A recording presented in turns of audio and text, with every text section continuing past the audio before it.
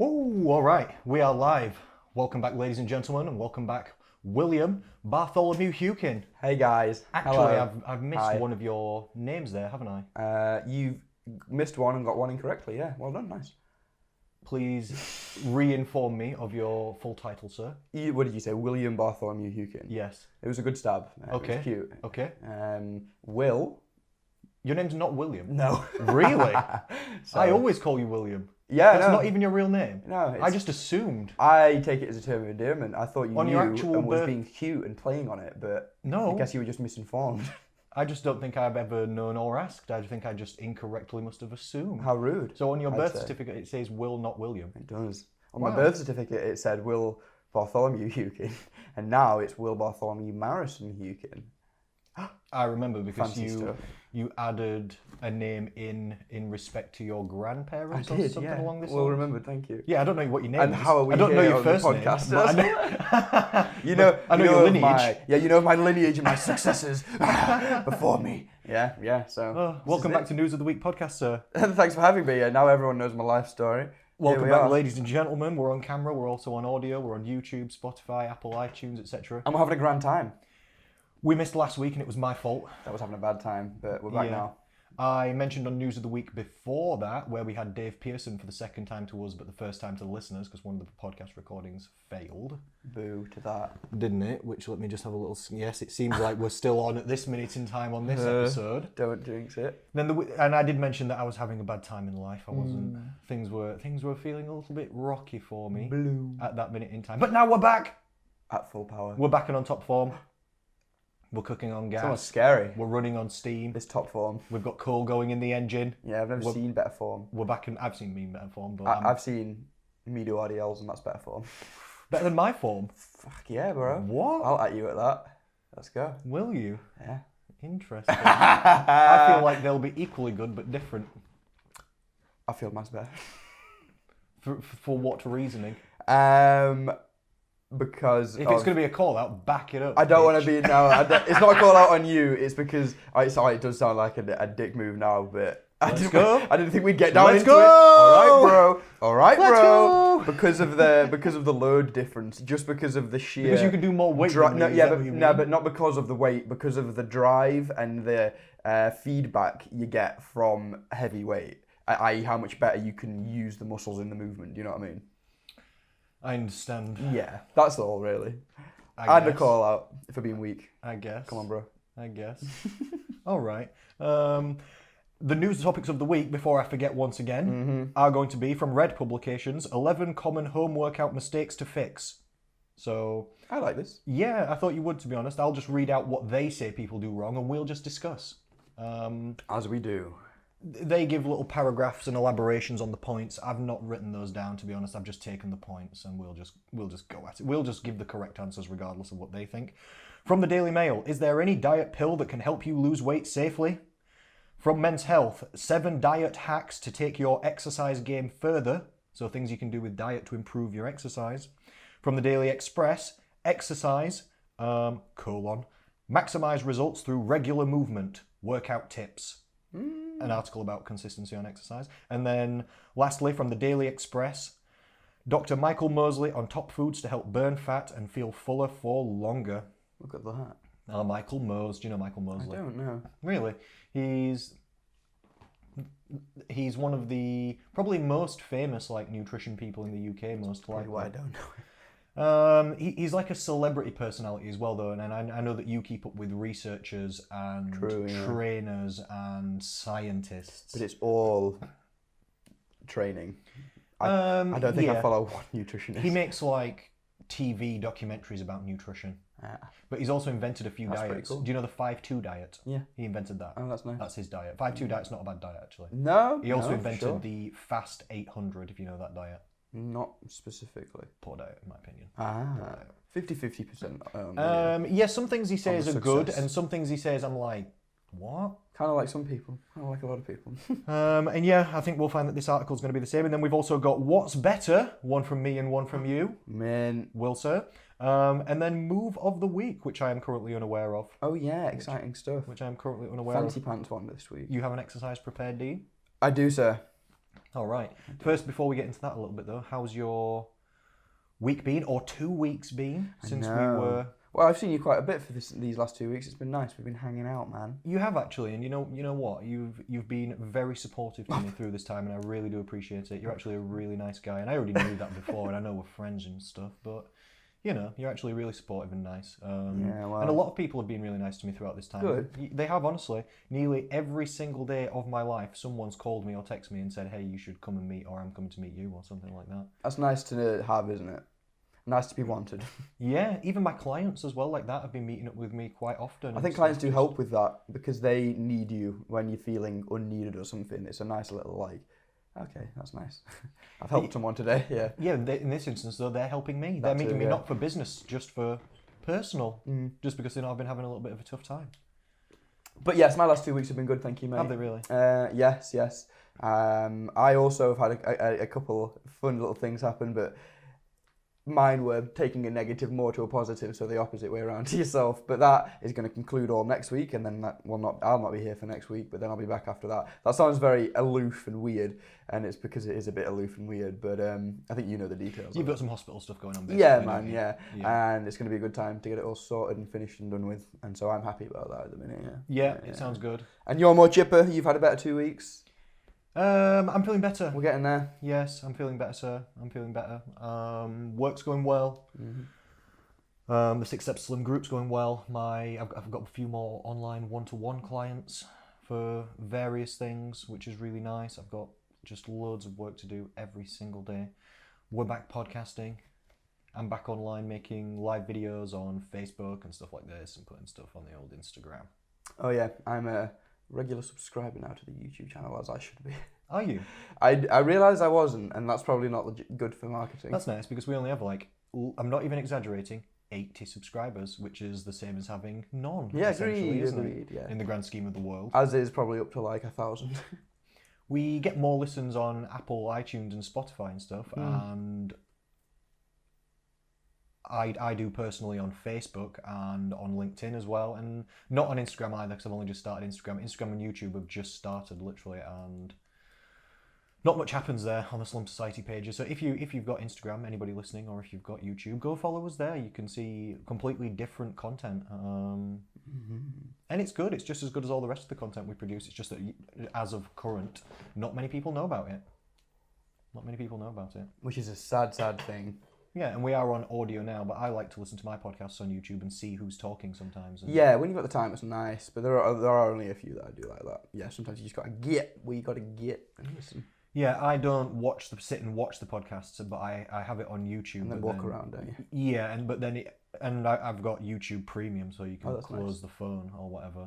And then if they have something on the podcast that they're pulling up, you can. I just open the phone, look at it for a second, and be like, "Oh, that's nice." Yeah, and then close it again. Yeah, And so it just gives you the little option. So that's why I like to put this podcast on video, because I just know I like it that way. So I know other people like it that way. Big brain stuff, Connor. 3 cameras, no less. Trying to be conscientious. Yes. Have we got 4 cameras? No, we've got 3 cameras. Oh, is that top one still one? Yeah, we've got wide shot on the top, and then we've got me and you over there on the extras, and it was annoying setting up the cameras today. I'm not gonna lie, it took like 50 minutes. That's why we were slightly late starting. That's fine. I enjoyed my coffee as we waited. Sometimes I also half don't know what I'm doing, but sometimes it just doesn't work. Sometimes I plug all the stuff in and it just works, and sometimes it just doesn't. That things are very frustrating when technology just says no. Yeah, even though I plug all the same things in, like. And you just sat there thinking, like, I exchanged money for this to do this thing. Why is it not doing the thing? What's going on? We always get there though in the end. It's usually don't blame the tools type thing though, isn't it? It might be my fault. Yeah, I'm not not going to say audio, but I'm not an audio or a visual. What's the word? Engineer. That's why you're not that, because we don't know. I don't even know what the name is exactly. Exactly right. Exactly right. We're barely even podcasters. We're bare bones. This is basically pirate radio. Hell yeah. What we're doing. We're basically just broadcasting radio. Have you ever seen that film, The Boat That Rocked? No, sorry. Excellent film. The Boat That Rocked. It's about pirate radio, English pirate radio in like the 70s or something, or 60s. Is it good? Excellent. All right, got like leave us Bill on a Nye comment if you've ever seen this film. It's got like Bill Nye in it. No, Bill Nye. Bill Nye the Science Guy. Yeah, no, Bill Nye. Not Bill Nye. I always get them mixed up. Bill Nye and like all the cool Nick Frost and that. It's a good film. Go watch it. It's about pirate radio. Is it? This is us broadcasting. We're not illegal. But What do you have to be illegal? it's a good question. What do we have to do? What do we have to start talking about to be illegal? Does that make us cool though? No, not if you're getting cancelled or taken off for being illegal. No, sir. Let's not do that. No, we put out health and happiness information here. We do fat Oh loss, fitness, yeah, and food. sorry. Will. I think I'm in the wrong room. Come on now. Yeah, everything's been good for me though. Everything's been good. My own training's been going well. Although the other day, when we met up, we measured my arms and they were just disappointingly small, weren't they? Yes, they were. Weren't they, yeah, Yours but were not nice. to a detriment, I would say. Like it almost complements the rest of your physique. Because you say I'm small everywhere. No. Because What are you saying then? Please continue. Because it makes everything else, your chest and delts, look fucking massive, which they also are, so that helps. And it's the I don't know better how way I feel around to about be, this. man. It's the better way around to be. You don't want to be the guy with big arms and no delts and chest. That's a weak look. Is it? Oh yeah, bro. You're filling out a shirt right now. That's how you're meant to be. Interesting. Correct way around to have trained. Thank you, sir. No, I don't mind my arms. I don't look at them and think, oh, I've got small arms or anything like this. And I don't think people do think that. And I've just not got. I'm not also not a person where you look and you think, oh, big arms. No. Definitely not. But when we measured, I was like, it just came up on the tape measure and it just said. And it said small. It said no gains. You said yeah. It just said. Didn't even register, just not a single gain. Not one was I was measured. like, what? Yours were nice. We measured it. Mine said little girl when we measured No, it. yours were nice. Yours were nice. And I was surprised when you said you could skull crusher, like laying tricep extension, 50 kg on a barbell. I was like, what? I can't overpress it hardly though. Can you not? Hardly. See, that's interesting. I can do at least 12 or maybe 15 with 50 kg on a military press. I can do on a good day 3. Yeah. Really? Yeah. I don't know if it's my mechanics or my slight spine issues or something, but it's all just general weakness in that movement. I'm just piss weak at it. It's so weird. No, you're not weak at it. When I was your age, I was definitely not as strong as you. I've just got a higher training age than you. But also proportionately, like you just said, my shoulders are bigger and my arms are a bit smaller. And you've got quite big arms and you haven't got small shoulders, but proportionally. Yeah. They may be slightly smaller than your arms or something. So that works out in terms of the strength, doesn't it? Yeah, for sure. Muscle size and muscle strength quite highly correlated. We should also take into account, I guess, the range of motion to a skull crusher versus even though it's a weaker exercise, it's less of a range of motion generally than a shoulder press is. Probably is, yeah. Yeah, which could translate to be easier as well. But we're getting lost in boring science. But there's also less muscles being used. It's also an isolation Yeah. exercise, not a compound. You can go back and forth, I think, with the argument in either direction. What does that do then? And this is what me and Lee Bell, shout out to him. He's Shout out to Lee Bell. a mind to explore. Does he still post online content? I believe he does, but I'm not online, so I'm not sure. But I pick his brain in the gym every goddamn day, and he come and train with me yesterday, which was nice. And we always end up in these deliberations like, well, what if this? But what if this? And just you can get lost down such rabbit holes of science. It's ridiculous. Yeah, and he is very scientific. Oh, he's ridiculous. He He goes very knows deep. too many things. Yeah. Yeah, very deep. I can see that he knows too many things. Like literally, when I look at him, I can see how full his head is. Like I'll go and say hi to him in the gym, and he's I like, don't even know what you're "Oh, trying sorry, to... mate, I was elsewhere," and he's just been thinking about one of the things in his brain. You can see it. I don't know what you're trying to say there. He's just smart. He's just a He smart looks guy. smart. Yeah. Is that what you're He saying? just looks in thought. Pensive. Pensive, that's the one. That's A funny. bit like you as well. I think it's the beard and shaved head combo. Has he got a shaved head? He doesn't, but for you, it's pensive. Thank you, sir. Thank you. I just think you know what's going down on the inside. You know the powers that be. Inside the mind. Inside the mind. Not the space between the ears, as they call it. How long do we do this for? Alright, okay, moving on. We're all well and Do you good. think we should jump in some news topics Let's of the do week? some news topics of the week, man. Let's do it. What's going on in the world? Let's do it. Red Publications, 11 Common Home Workout Mistakes to Fix by Morgan Fargo. Let's fix them, baby. I'm going to read out the intro and then I've just got a list of what they say is going wrong and we'll just talk about whether we agree or disagree. Are you ready? Yes. Making mistakes is an inevitable part of working out at home. Not sure if that's true. You don't have to make mistakes. You could listen to News of the Week, couldn't you, on You Sunset Podcast, could, and then you could yeah. find out the real information. Look at that. You don't have to make mistakes. I heard that's a It says decent it's show. inevitable that you won't make mistakes. All right then. All right then, speak for yourself, pal. All right then. Who wrote this? Morgan Fargo. Speak for yourself, Morgan. Morgan. Even though gyms are now open, many of us are sticking with our more flexible routine of getting it done in the living room or garden, but unfortunately this could mean we're more likely to keep repeating the same home workout errors. So instead of continuing with bad form and less than helpful habits, get clued up on how to address these issues and work out properly on your own. 11 common workout mistakes. Number 1, not warming up. Okay. What do you think about warming up? I think it's necessary but often done poorly. Oh, good. I think also necessary. I love warming up. And I do lots of warming up with my clients as well.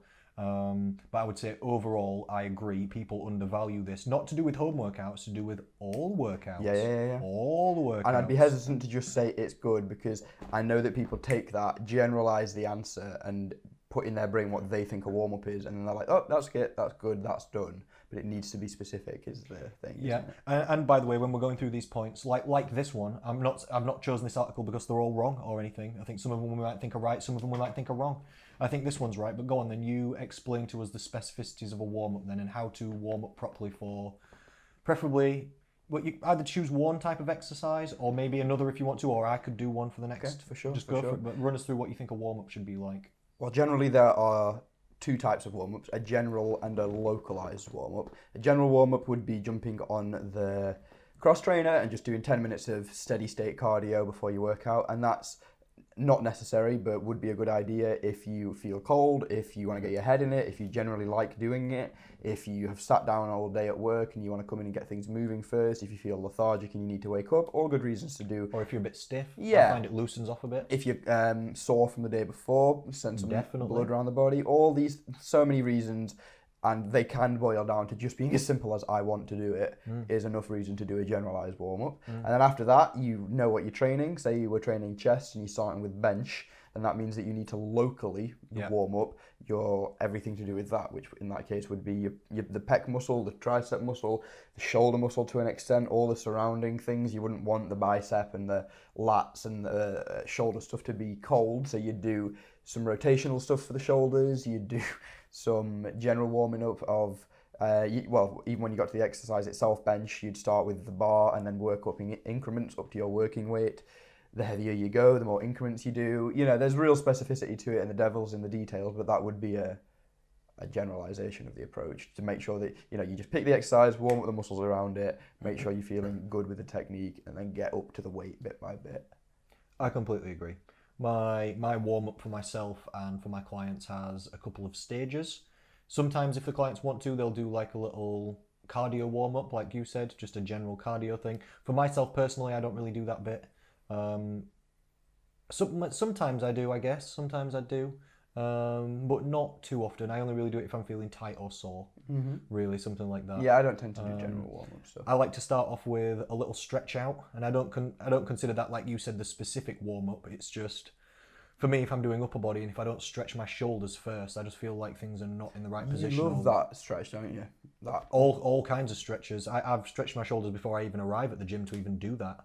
I love getting on a TRX. And yeah, that's the one I want. Stretching my arms behind myself like this in every direction, and I'll hold the TRX there and move forward, and it'll pull like that. And sometimes my shoulder will go click, and I'm like, yes. No way. Yeah, it's excellent. And it just makes me feel loosened I off. like being good at that stuff, but that just chews my shoulders up so much, that kind of stretch. I get impingements if I don't do it. Oh, I get impingements if I do it. Oh, that's interesting. Yeah, that is interesting. I have to do a lot of dead hangs, like hanging off a bar as well to stretch the shoulder joint out. If I don't dead hang at least twice a week, I'll start to get shoulder impingements and clicks and pains. Oh, that's not nice. So I have to loosen out like the shoulder capsule basically. But it's very nice to be that mobile, and you are awesomely mobile around the shoulders. Yeah, because I stretch Makes sense, doesn't it? nearly every day. I'm also trying to build up my chest and shoulders and biceps, but keep my posture good. So that's another reason I just make sure to stretch it absolutely loads. I think one thing you can rely on as well is just as you do and as you should, you work through an awesome range of motion when you train. And I know, like when I think yourself incline press, it doesn't matter if it's a heavy set and I'm only looking for 4 reps. I'm feeling a stretch at the bottom of it on my pecs, you know. If I'm RDLing, I'm going as low as I possibly can. I used to be so poor at touching my toes, and I've never done any static stretching on my hamstrings particularly. I've just trained, and they've gotten so much more flexible. Yep. Because of working with good range of motion. Training muscles in stretched ranges of motions works flexibility better and faster than static stretching alone, I believe. Yeah, man, in for most cases, like actually training through and strengthening in stretched positions. That's why in yoga they get you to hold difficult positions, because it kind of strengthens. It's only, I don't know if it would be exactly isometrics. It depends, and there is movement and mobility parts to Stability yoga. type stuff. Yeah, so it's a bit different, but that's the same sort of thing. They don't just get you to stretch; they get you to hold, and they put pressure on and stuff like that, trying to also strengthen the muscles, and it really does work. And to that end, actually, a nice way of summarising a warm-up would be, if you were to do every element of it, would be general warm-up into mobility warm-up. Once you're into the talking about like the local body part that you're training, it would be general warm-up, then local mobility warm-up, then local stability and like pre-activation, which would come under, like, if you were squatting, pre-activating the glutes, pre-activating the core for bracing and the quads for sending power through. Then it would be the actual exercise itself, jumping on there and warming up with that exercise would be a nice way of condensing it. Yep. After my stretch out for myself and my clients, we'll then do always a specific warm-up for each exercise. Yeah. Like you said, if it's squats, what's the warm-up? Light squats or body weight squats. If it's bench press, what is it? It's light bench press. If it's, I don't know, pull-ups, we'll either do assisted pull-ups or some lat pull-downs or something to get a little warm-up on the correct area, in the correct movement pattern, on the correct muscle, in the correct way, sort of thing. And personally, I usually recommend, for like muscle or strength building exercises, this is not universal and I don't do this myself, but to beginner clients, I recommend, just to keep it basic, a basic rule that I teach them is, your first warm-up set, do 1/3 of the weight you can do, that you're going to do for your working sets. The second one, do 2/3. That's nice, yeah. And then moving on, do your working sets. Just to try and instill in their head that they should do a light one to start off with. And this one to me is more like injury checking than warming up. It's just like, if it's on the bench press, I want them to do a light one just to check that their elbows feel fine, do your shoulders feel fine? That's half of it, man, yeah. Did you feel any aches and pains? Because if they're like, actually, my elbow didn't feel too good, then we might be careful going heavier, and we might do some tricep warming up, or we might skip that for that day and work around it in a different way, So I get them to do like a light safety check, stretch out, get a good stretch on it, make sure everything feels nice and good. Then the second set's more like a real warm-up. It's a decent weight. You're actually putting some stress on the muscle, checking everything feels fine, getting the body, the central nervous system activated. Then we go into the actual working sets, One thing I find really interesting is when your clients get to a stage with their mechanical technique, I guess you'd call it, like the way their body actually looks in the exercise and how their limbs move, and it's good. You can start talking about the sort of mental technique and like teaching people. There's a thing that we say with warming up for like powerlifting, which is warm up as you mean to go on. So if you're warming up for singles, you warm up after you've got generally warm under that. You might do, say I'm warming up to a single at 150 on squats. I might do 60 for like a set of 10 to get warm. But then from then on out, my focus is thinking about what I'm warming up to do, the 1 rep max. So I'm focusing on a slow descent, controlled, braced core, deep breath in, and power on the way back up, and maybe only doing sets of 3 to warm up. And then as I'm getting towards the heavier percentages, like 130, 40, and then in at 150, I'd taper down to doing like singles and that kind of thing. So you're practicing the specific movements. Yeah, like exactly. And then it'd be similar things as well with, I mean, it's the same as anything, because these exercises are skills and movements in the same way that like a basketball player would get there early and warm up is free throwing, you know what I mean? Or something. Yeah, exactly. And then I'd say the 2 things that I make every client do every session, the one for upper body, that's just it's almost a cheat code kind of generalized one. The little loop bands. I have a weak one that goes elbows narrow, band around the hands in front of you with the elbows in like a 90 degree. Kind of, for people that are listening, that's like, imagine you're in like a jetpack, that kind of position. Yeah, you've got it. Then you're keeping elbows pinned by your hips, nice and narrow, and shooting your hands out to the side. So you're like rotating around the elbow with the resistance of the band around it. That just smashes all your rotator cuff and warms that up awesomely. And I make all my clients do that every day. For rotator cuff being like inside inner shoulder muscles. Yeah, stuff, and also stuff that just is prone to getting broken if you don't warm it up. So that for the lower body, and then like a lateral kick for the glutes, as well as a hip thrust with a band is what I would do for the lower body warm-ups as well with people. I like hip thrusts for warm-ups as well. Banded hip thrust, banded body weight hip thrust, and that lateral kick where you put the band around your ankles, stand on one leg, and then kick out to the side. Although that's very complicated to teach, actually. Yeah. Another thing I do with my clients is, like this morning I had a Zoom personal training session with this lady, Julie Gill. Shout out to her, she's really nice. I know that name, I think you spoke of her. Yeah, I've probably spoken about her before. And she does like circuit training at home. So we get out like the weights equipment and we make like a little circuit. And the first round of the circuit, we do a little stretch out and stuff like that to start off with, 10 minutes, 5 minutes, something like that. Then I get her to go around the circuit once, just light. Like if we're doing press ups, she'll do knees.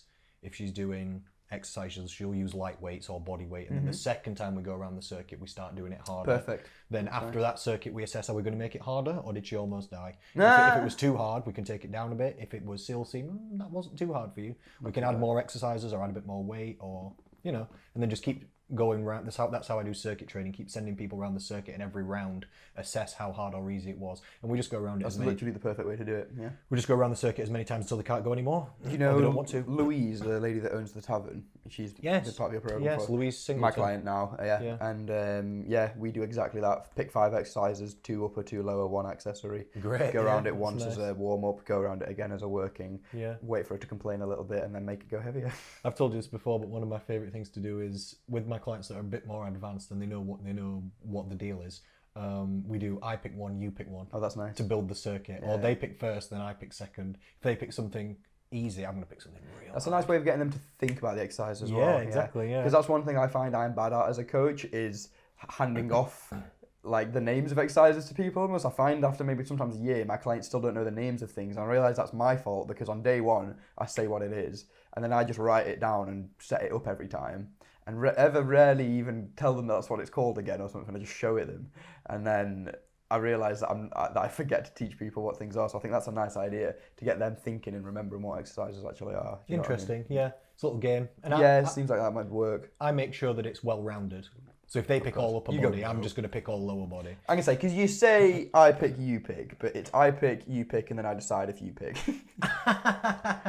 I just pick the opposites of what they pick because I'm making it well rounded. Nice. And they know, a lot of them know that we're trying to make it well rounded. Yeah. So, and they know what exercises we like to do that are complementary and which, or if they get the idea. Yeah. Yeah, and it's just and teaching they're not people. dicks, they're not trying to make it fucking stupid and awful. No, it's just teaching people a little bit of autonomy.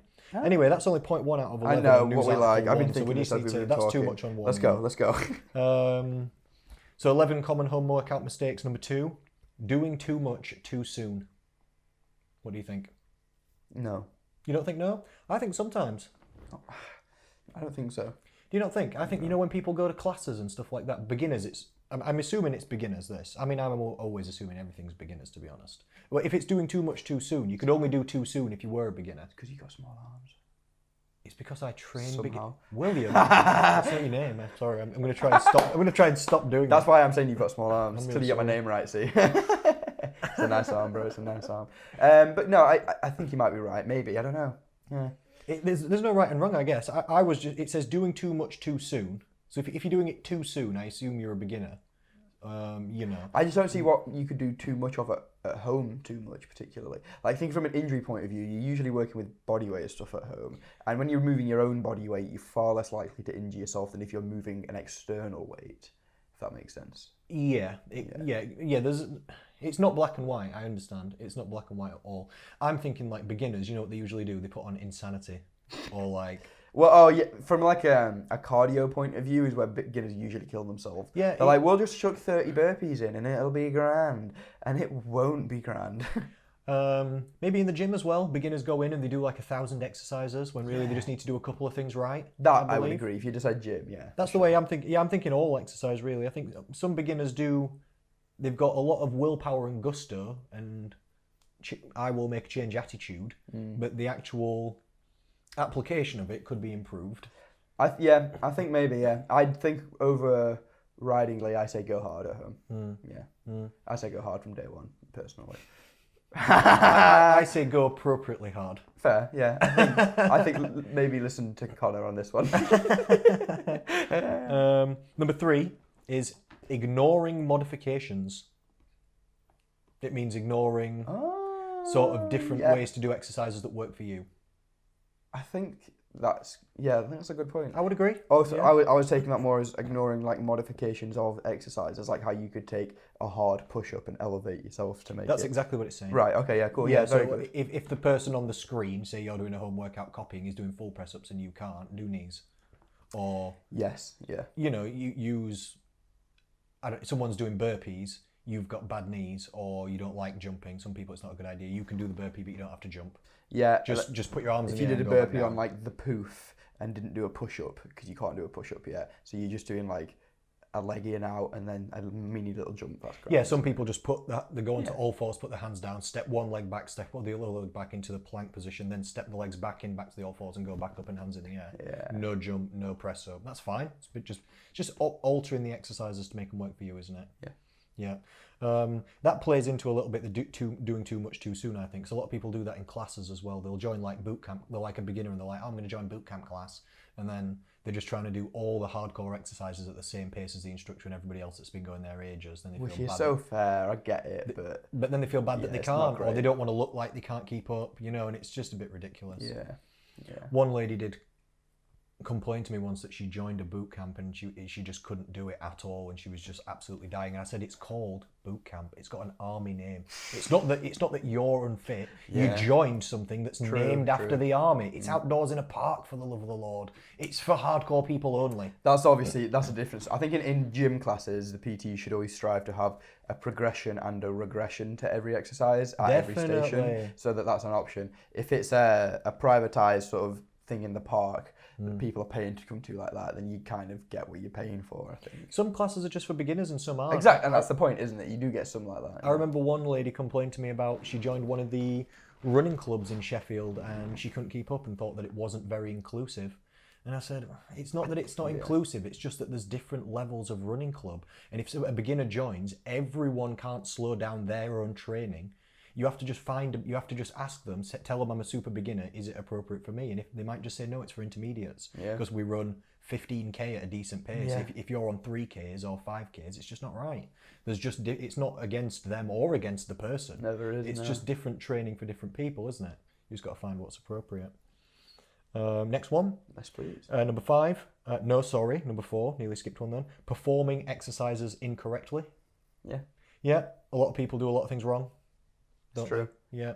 And there's so many stages to that as well. Like maybe less so at home, but like in the gym as well. There's so many stages to the educate. Well, like we were saying, there's like that mechanical side to technique, and then you can be doing that for 2 years before you've even realised how to actually use the muscles that you are using or something. Do you know what I mean? Yeah. There's so many different stages to technique. So yeah, for sure. Yeah.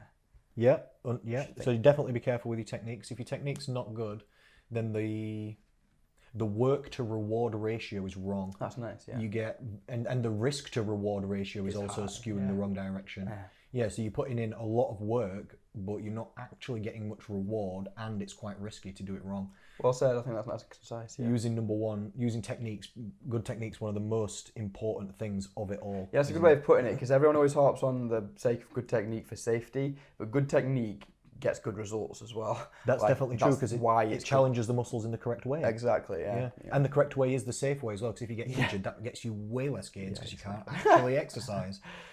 This is why mind safety is always number one. People need to teach their clients that more, because they teach that you need to be safe, but don't really explain that it's actually beneficial for them as opposed to just safety precautions, Because clients a lot of the time are just like, oh, I just want to lift. I just want to try. I just want to lift, and you can't persuade them that way is better. But if they know that it's like actually that is better for muscle growth as well. But have you been injured? No, not by training. Sorry, I thought you were going to say yes. 'Cause I know you've had like little back niggles. Oh yes, sorry, yeah. Not like major catastrophic injuries. I've had like decently bad back injuries, but I have scoliosis and really bad lordosis. So I was just going to say, how bad is it when you're injured? Yeah, and so when I'm sucks, injured from that, it's awful. I've had, oh my god, yeah, I've had times where I just couldn't bend down, just couldn't anything. Like the back just didn't work. Like either stood perfectly upright or laid down, and there's no in between. Yeah, you can't train. You can't life. But none of that was ever from training. That was from me being a dick outside of training. I understand. So funny. And I've been injured before through various things. It's just awful. Yeah. It just hampers your day-to-day life. So if I'm training a lady and she tweaks her back, because we're not being careful, and Not she can't legit. bend down and look after her kids or get to work or get in and out of the car. It's not even only about the training, it's just ridiculous. It's about life as well. So you've got to not get injured. And there's too many people that just kick like lower back pain under the rug and be like, oh, well, I'm training at the gym. It makes sense. No, it doesn't make sense. If you've got lower back pain, it can be fixed. Yeah. If you've got this pain, it can be fixed. You know, fix it. Yeah. Yeah. It's just the best option.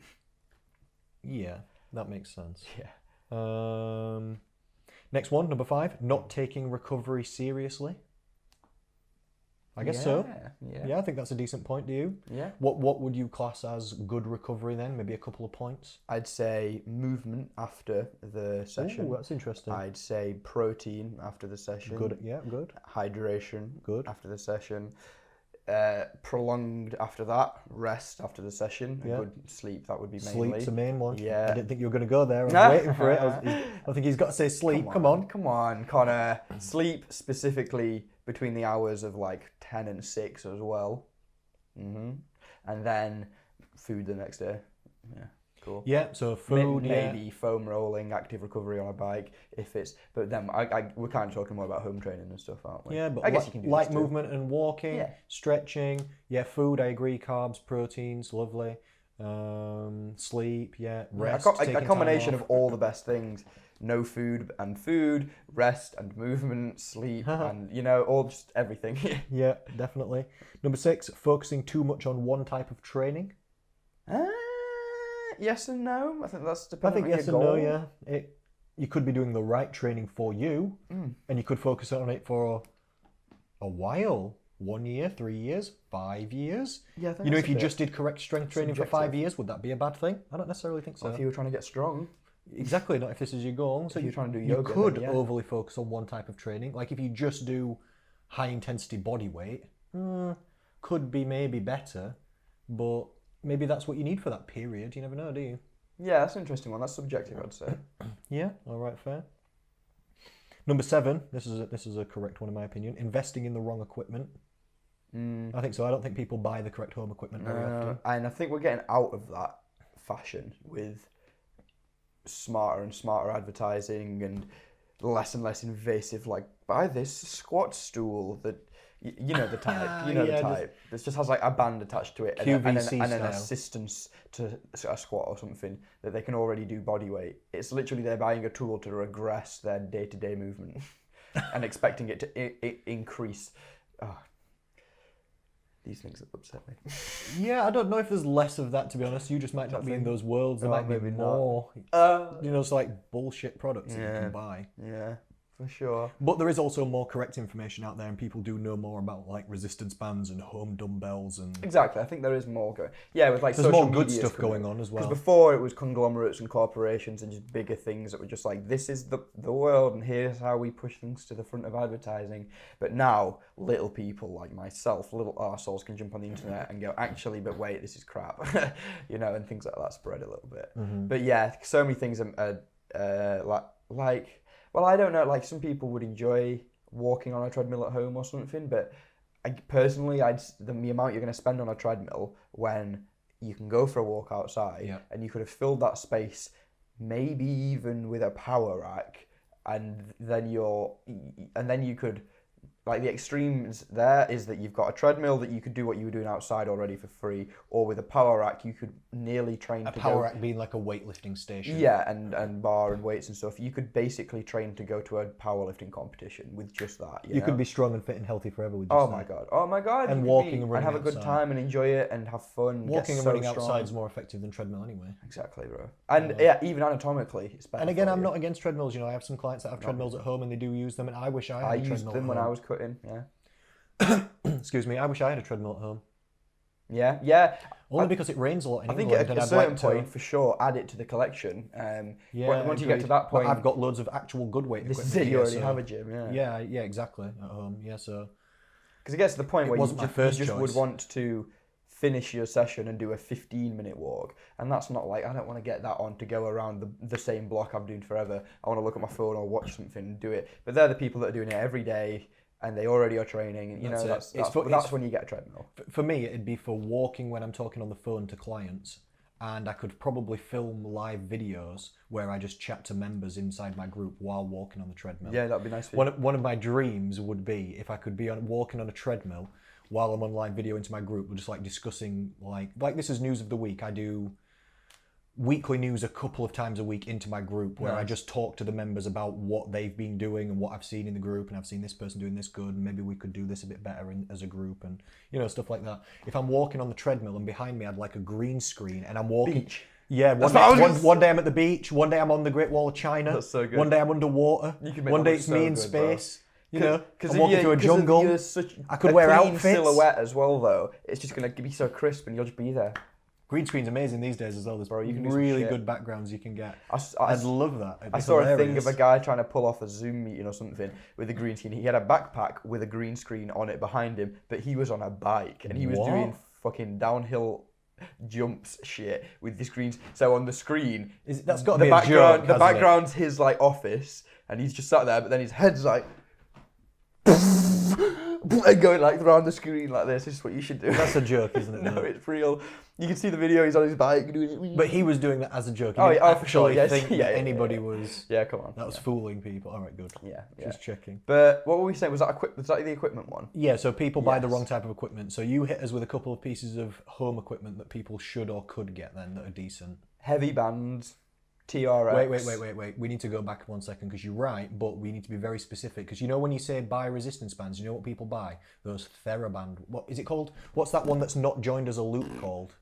Is it TheraBand? That's why I've said heavy. They bind these. It's quite wide and very thin and probably like 2 or 3 foot long, and they're different colours. And they come in like a pack of 5 from Amazon, and people buy these and they think it's the right thing. It's not the right thing. Yeah, so you can do basic things with it, but it's not good. You need the long loop resistance bands.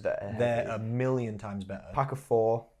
You've got a red one, usually a red, a purple, a green, and a yellow. I only ever use the smallest one. I recommend people get the 7 to 15 pound orange one. It's half the weight of the red one. Okay. And then the red. Okay. And most ladies, for doing shoulders and sides and rear delts, that 7 to 15 pound thin orange one's good. Then when they get a bit stronger, they can start overhead pressing the red. I say get all of them from the get-go because then you've got progressive overload sorted. It's cheaper to get them all at once, and there are some exercises that you would quickly be able to do quite fast, like a single arm row. You'd need a heavier band, which are real good fun. And if you do have all of them, genuinely, I could train you at home pretty legitimately if you're a beginner. Oh, I could make your life hell. So nice, yeah.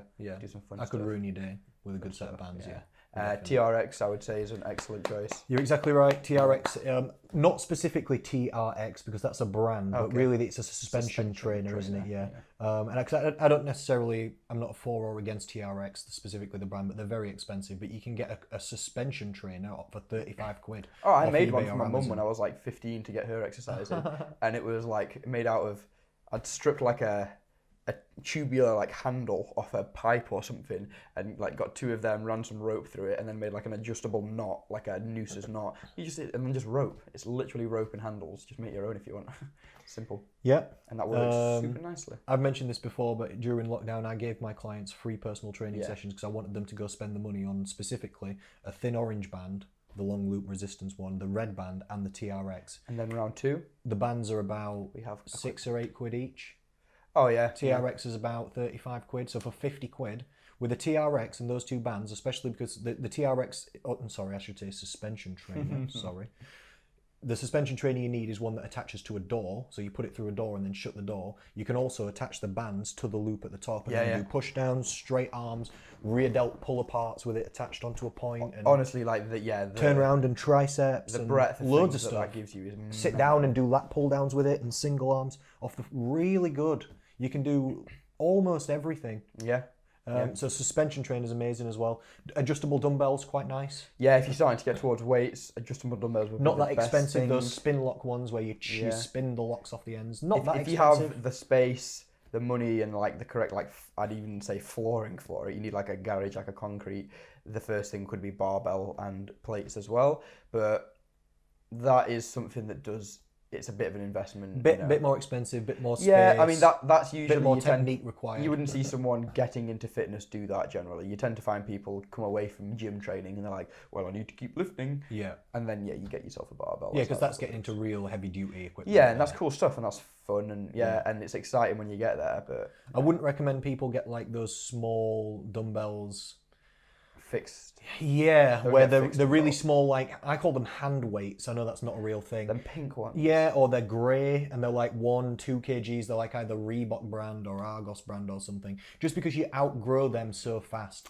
You need spin lock adjustable dumbbells up to about 10 or 12 kg. That's Then why I you say can about the bands as well. Get all four. You need progressive overload. Yeah, with Julie Gill, for example, she's got, again, same lady, she's got a few kettlebells, and it's got up to the point now where she's doing a kettlebell row, bent over single arm, standing, with a 12, but also with the red band and the thin yellow band attached, and then row, and then down. It's not bad. It is nice. It's not bad. Nice. Yeah, it's not bad for home training. It's literally not bad. No, I'd say legitimately good. My mum and I, when we started training, when I started training her, we started in this lockdown in like January, and she had the first 2 months of her training just at mine, all full body, twice a week, and hit the gym running. She jumped into the gym and was just great at everything immediately. It was brilliant. Moving on. Yeah, so that's good equipment. I agree. Number 8, we've kind of already covered this, but forgetting how important sleep is. I think that is important. I don't know if people I don't know if people forget, but people forget. It's hard to go to bed on time. It's hard. I'm not saying people do it well. I'm not saying I sleep well because I don't necessarily, but I don't know if people forget sleep's important. I think it's just true. You know, I think everybody knows that if you don't sleep well, you feel like crap, and your exercise performance and your physical and mental performance and your stress levels and cravings and willpower. And half the people that know that know it and are okay with it and have accepted it, and the other half fully just deny it and are looking for a way out. They're like, well, I just don't drink enough coffee or something. I'm like, you know what I mean? Yeah, I do. Next one, number 9, is overdoing HIIT, high intensity interval training. Yeah, I agree. For home training, there's too many star jumps and too much burpees and jumping around. It's not particularly beneficial. Come on, girls, let's go. And 3, and 4, and jump. Let's go. It's Ronda ridiculous. Rousey in her little... No, what's she called? No, what's her name? Ronda Rousey's UFC I know, fighter. I've got that wrong. What's her name from the 80s? The lady that did all the... I don't know. Davina McCall. I don't know, huh? Davina McCall. Sure, let's I don't go know. with that. HIIT workouts aren't recoverable day to day. If you're doing them every day, you're going to die and you'll be miserable. Doesn't burn as many calories as you think. No. Poor for strength building. Poor for muscle building. Poor excellent for your heart and lungs. Yes, excellent for your heart. Excellent for your internal fitness. So if you've got internal fitness as a goal, I don't know. Poor if it's for quality of life. But I don't know. What do you think? If high intensity interval training is better for fitness than like endurance, long term steady state cardio? I'm not actually sure. If I had to pick one, I'd go for long term steady state. I would also go for long term. It's very healthy to have your heart rate fluctuate. Yeah. Is the overriding concept is to have it fluctuate between those things. Yeah. That's what would be healthiest. But if I had to pick one, I would say just steady state forever. Interesting. Yeah. So people at home should do more weights and more resistance and try and get stronger rather than just jump around forever. Yeah, for sure. Because you outgrow jumping around on body weight quite fast. You do. Well. You need to get some good equipment on the go. Yeah, out of boredom if nothing else as well. Number 10 is not having a plan. I agree. You should have a good plan, really. Even if you do the same fitness videos over and over again, it'll stop working after a period of time, won't it? Because you'll just be used to it. You can't do that. You need a progressive plan. Mm-hmm. If you've outgrown your home stuff, you either need new home stuff, harder workouts, or to get down to the gym. And then number 11 is exercising without shoes on. That's a what? I always forget. By the time we get to the end of these, I always forget how it started as to which way I'm agreeing. They're saying that's a mistake. It's a mistake to exercise without shoes on. There's too. Why do they love the double negatives? My brain's too simple. I disagree. I think it's excellent exercising without your shoes. Oh, wait, okay, yes, I agree. It's good to train without your shoes. So this is Okay, why am I so bad at? No, it's okay. It's saying this is home workout mistakes, and it's saying exercising without shoes on is a mistake. Yes, I disagree. Cool. One of the things I loved through lockdown was exercising at home without my shoes on. Yeah, I mean, you want a connectivity with the floor, which if you get that through like flat shoes like Converse or squatting shoes or something, that works. And then the either next best or even before that best thing is barefoot. You just can't really do it in a gym. No, you can't do it in a gym. It's not don't safe. do it. People will stand on your toes, and I will stand on your toes if you don't wear your shoes. Yeah, it's against the rules in most gyms. If you go barefoot, yeah. At home though, if you're safe, I really enjoyed it. I didn't feel like I got anything like extra progress out of it or anything. I don't feel like, but it just felt really nice, and I just really enjoyed it. And then I noticed specifically when gyms reopened and I went back to the gym when I was training legs and I had shoes on and I couldn't feel the floor. I was like, oh my god, it's like I've got mittens on my feet. I actually, if you're wearing mittens, those ones that are. You can't spread your feet. I was like, it's literally like training with mittens on. That is something you could do in changing, Weird. actually, is the shoes that you come to the gym in. You don't ever really come in flat shoes, do you? Never. I have You should for leg day. I have like Adidas running trainers. Do you squat without those shoes on when you train? No, I squat with those shoes Yeah, on. start training at the mall with either just your socks on or grip some weightlifting shoes or flat bottom shoes. I used to have some. I used to have Vans, skateboarding Converse, shoes. Air Force Ones is what I squat in, and they're beautiful to squat in. For me, and they make you taller. For me, it's not that bad because I don't lift that heavy for it to like compress the shoe. I don't really feel like I'm squatting half what you're squatting basically, and doing higher reps. So for me, I've never felt it's much of an issue. When it does become an issue though, is if my shoes start to wear down and get older, they might start to wear down on one side more than the other, and then when I'm squatting, it causes my feet to inwardly rotate. Yeah. Which is your squat fault if you have one. That's and true. That's why I'd want you to do it. That is actually true, yeah. I can remember it. Yeah, people point that out to me sometimes, that just when I'm at the bottom, my feet just slightly inwardly rotate. Well, so you know that warm-up we were talking about with the bands on the ankle and the lateral kick? Yeah. That doesn't revolve around the movement of that leg that's in the air. It's the foot on the ground and its connection to the floor and your understanding of what we call the tripod foot, which I think you know about. Of course. Yeah. And obviously where your knee is, how your glutes engaged, how much... And it kind of feels like... Sorry, wait. Let's just go for the tripod foot though. Just explain that for a second, just for listeners at home. Sorry, yes. So the tripod foot is you should have all of your weight spread evenly between your heel, the bottom of your big toe, and the bottom of your little toe, as you're doing any exercise really, but specifically lower body movements. Your squats, oh, really? your I'd got it quite deadlifts. wrong then. I either thought or assumed that it was heel, ball of the foot, and then outside ball of the foot. Basically, yeah. You said big toe, little toe. But bottom of the big toe, little toe, yeah. Oh, okay. I was thinking ends when you said that then. It might have just been the way that I heard that. I was thinking right on the... You meant there and there, right? No, not so much, yeah. More I was thinking through like the padded ball. But and there. So yeah. Okay, But then it is the toe that you want to push into the ground. Yeah, grip your toes kind of into the floor slightly. And this creates what we call external rotation torque at the knees. Torque is tension in a direction without actually going in that direction. Do you know what I mean? Like wringing a towel. Okay. It's not actually turning, it's not actually moving it, it's just adding pressure to it that way. Do you know what I mean? Slightly. Yeah. And that's what would protect your ankles from kind of like buckling and stuff, knowing that gripping of the ground and keeping it like that throughout the squat. If I consciously think about bracing my feet outwards, it doesn't do it. Yeah, exactly. It's just... And that's why you'll have done well to learn with the feet out when you were training here as well. Yeah. If somebody points it out to me and then I think about keeping my feet out and flat, then it doesn't happen. Yeah. But it's just if I'm not fully conscious of every single thing that I'm supposed to be doing right. If I get a bit lazy with it, then that's just naturally what seems to happen. That I would say is one of the first things that a coach should teach someone as well, is that foot position. For sure. Very nice. And that's the end. They're the workout mistakes. Wow. Thank you for that. I thought that was quite nice. Yeah, I like this. It was good. Nice conversation. Actually feeds quite nicely into one of my wasp betters. I was just going to suggest as well, I think before we, as we're progressing through the show, I really do like What's Better, and I do like Move of the Week. I prefer it to the news articles sometimes. Wow, personally. that's nice for you. I also like it. I like what you think and what we think, because I'm biased towards us. I only like talking about the news articles because they bring up the topics, and then we say what we think about what they said. Leave it to me.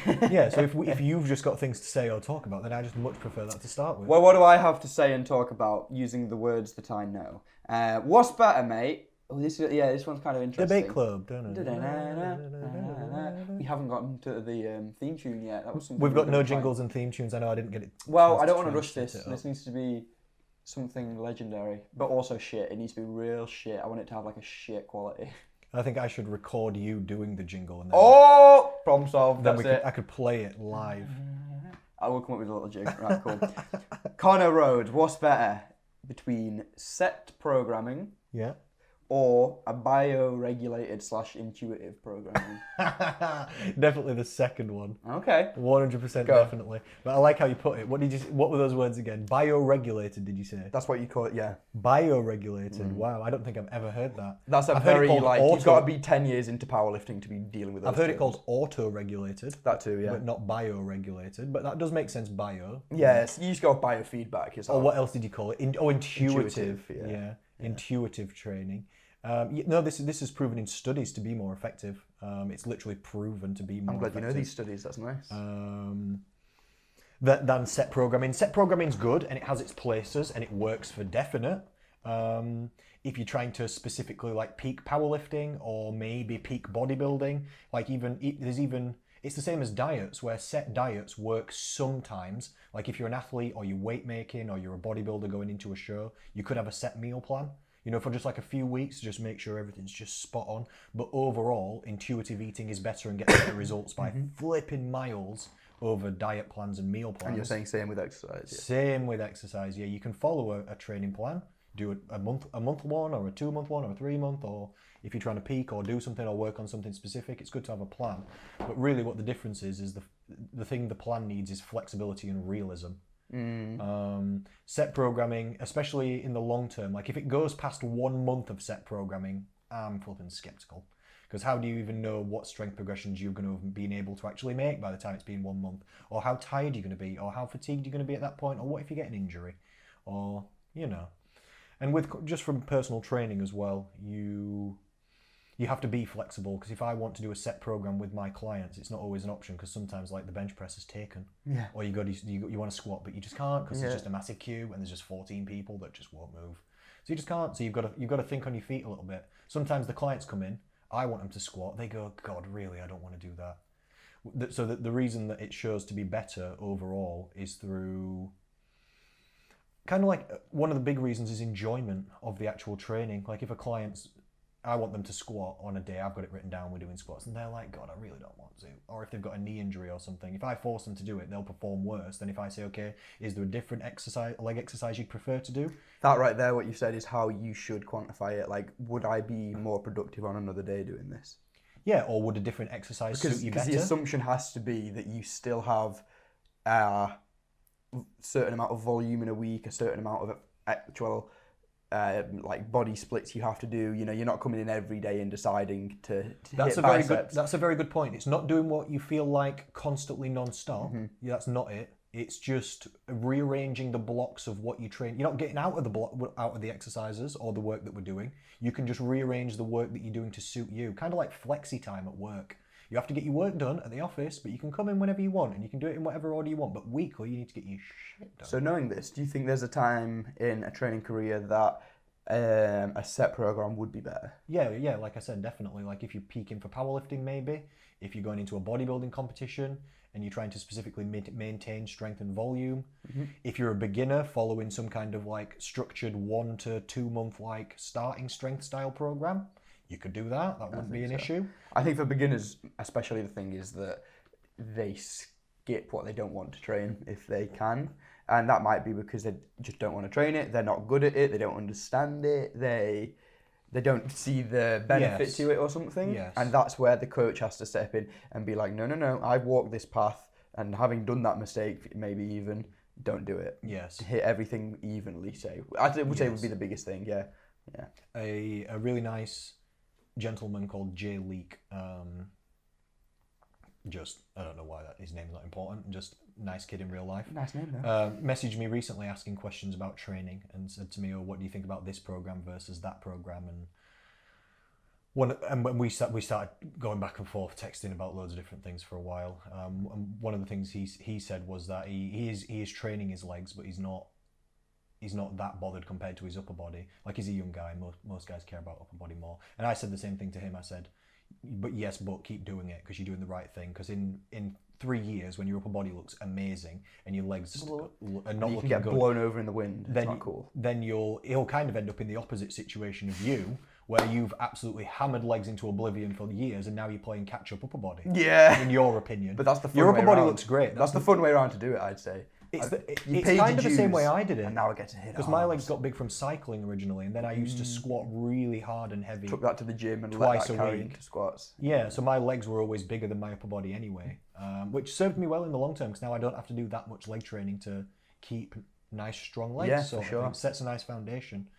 So yeah, it's important to try and set yourself up with good habits. So that's anyway, interesting, isn't it? though, that you say that. Yeah.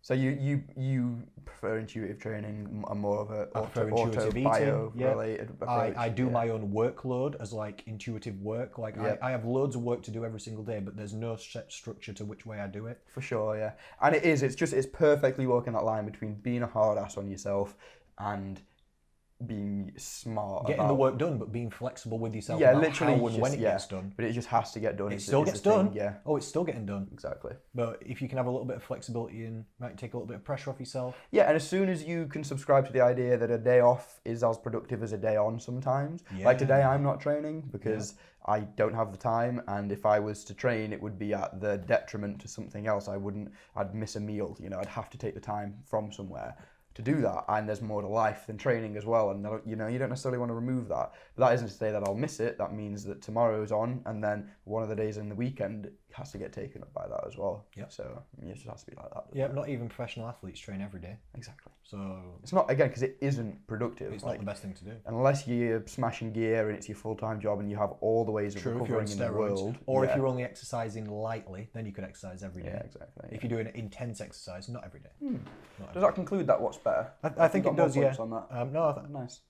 thank you, appreciated. My what's better to you, Will, is, and I'm going to pull your own rules on you. You're only allowed to pick one, and the other one, you've got none. You've got none of the other. What's better, bigger muscles or stronger muscles? I've got none. You've either got strength but no gains, you're so small, but you've got strength, but you're so small, or you, I'm going small and strong. Because I'm buying for my own team. I would also go small and strong. Yeah. I honestly would. It is cool, yeah.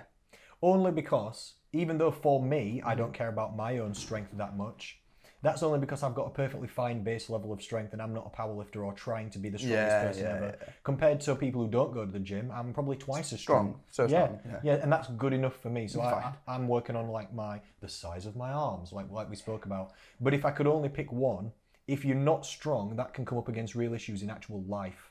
And it's not cool. It's not cool. Like, in terms of coolness, it goes big and strong, small and strong, just strong, and then just big. Big's at the very bottom. I don't know about That's this. just going off this is invented right now. But obviously, it's cool to be small and strong, but it is cooler to be big and strong. If you're big and strong, cool, you've won. If you're just big and weak, not cool. If you're small and strong, that's better. That's better than small and strong is better than big and weak. Yeah. Are there any people that are really big and weak? Is that not really? Not just really. Only proportionally to their size. But if someone's bigger, they're still pretty But you were saying stronger. 0, so True. Is what You're just going to pick one. Yeah. And I would as well, just for health, just for life, just for longevity. Also, just imagine being a chuffing. Then you're a balloon animal. If you're big but weak. Yeah, and that's no fun. I'm bullying small guy that's strong. I'm tearing the shit out of the big guy that's weak. And yeah, okay, cool. Good choice. I'm glad we agreed. Yeah, I actually do have one more of those. Yeah. Okay. That we can, I think, breeze through as well, maybe.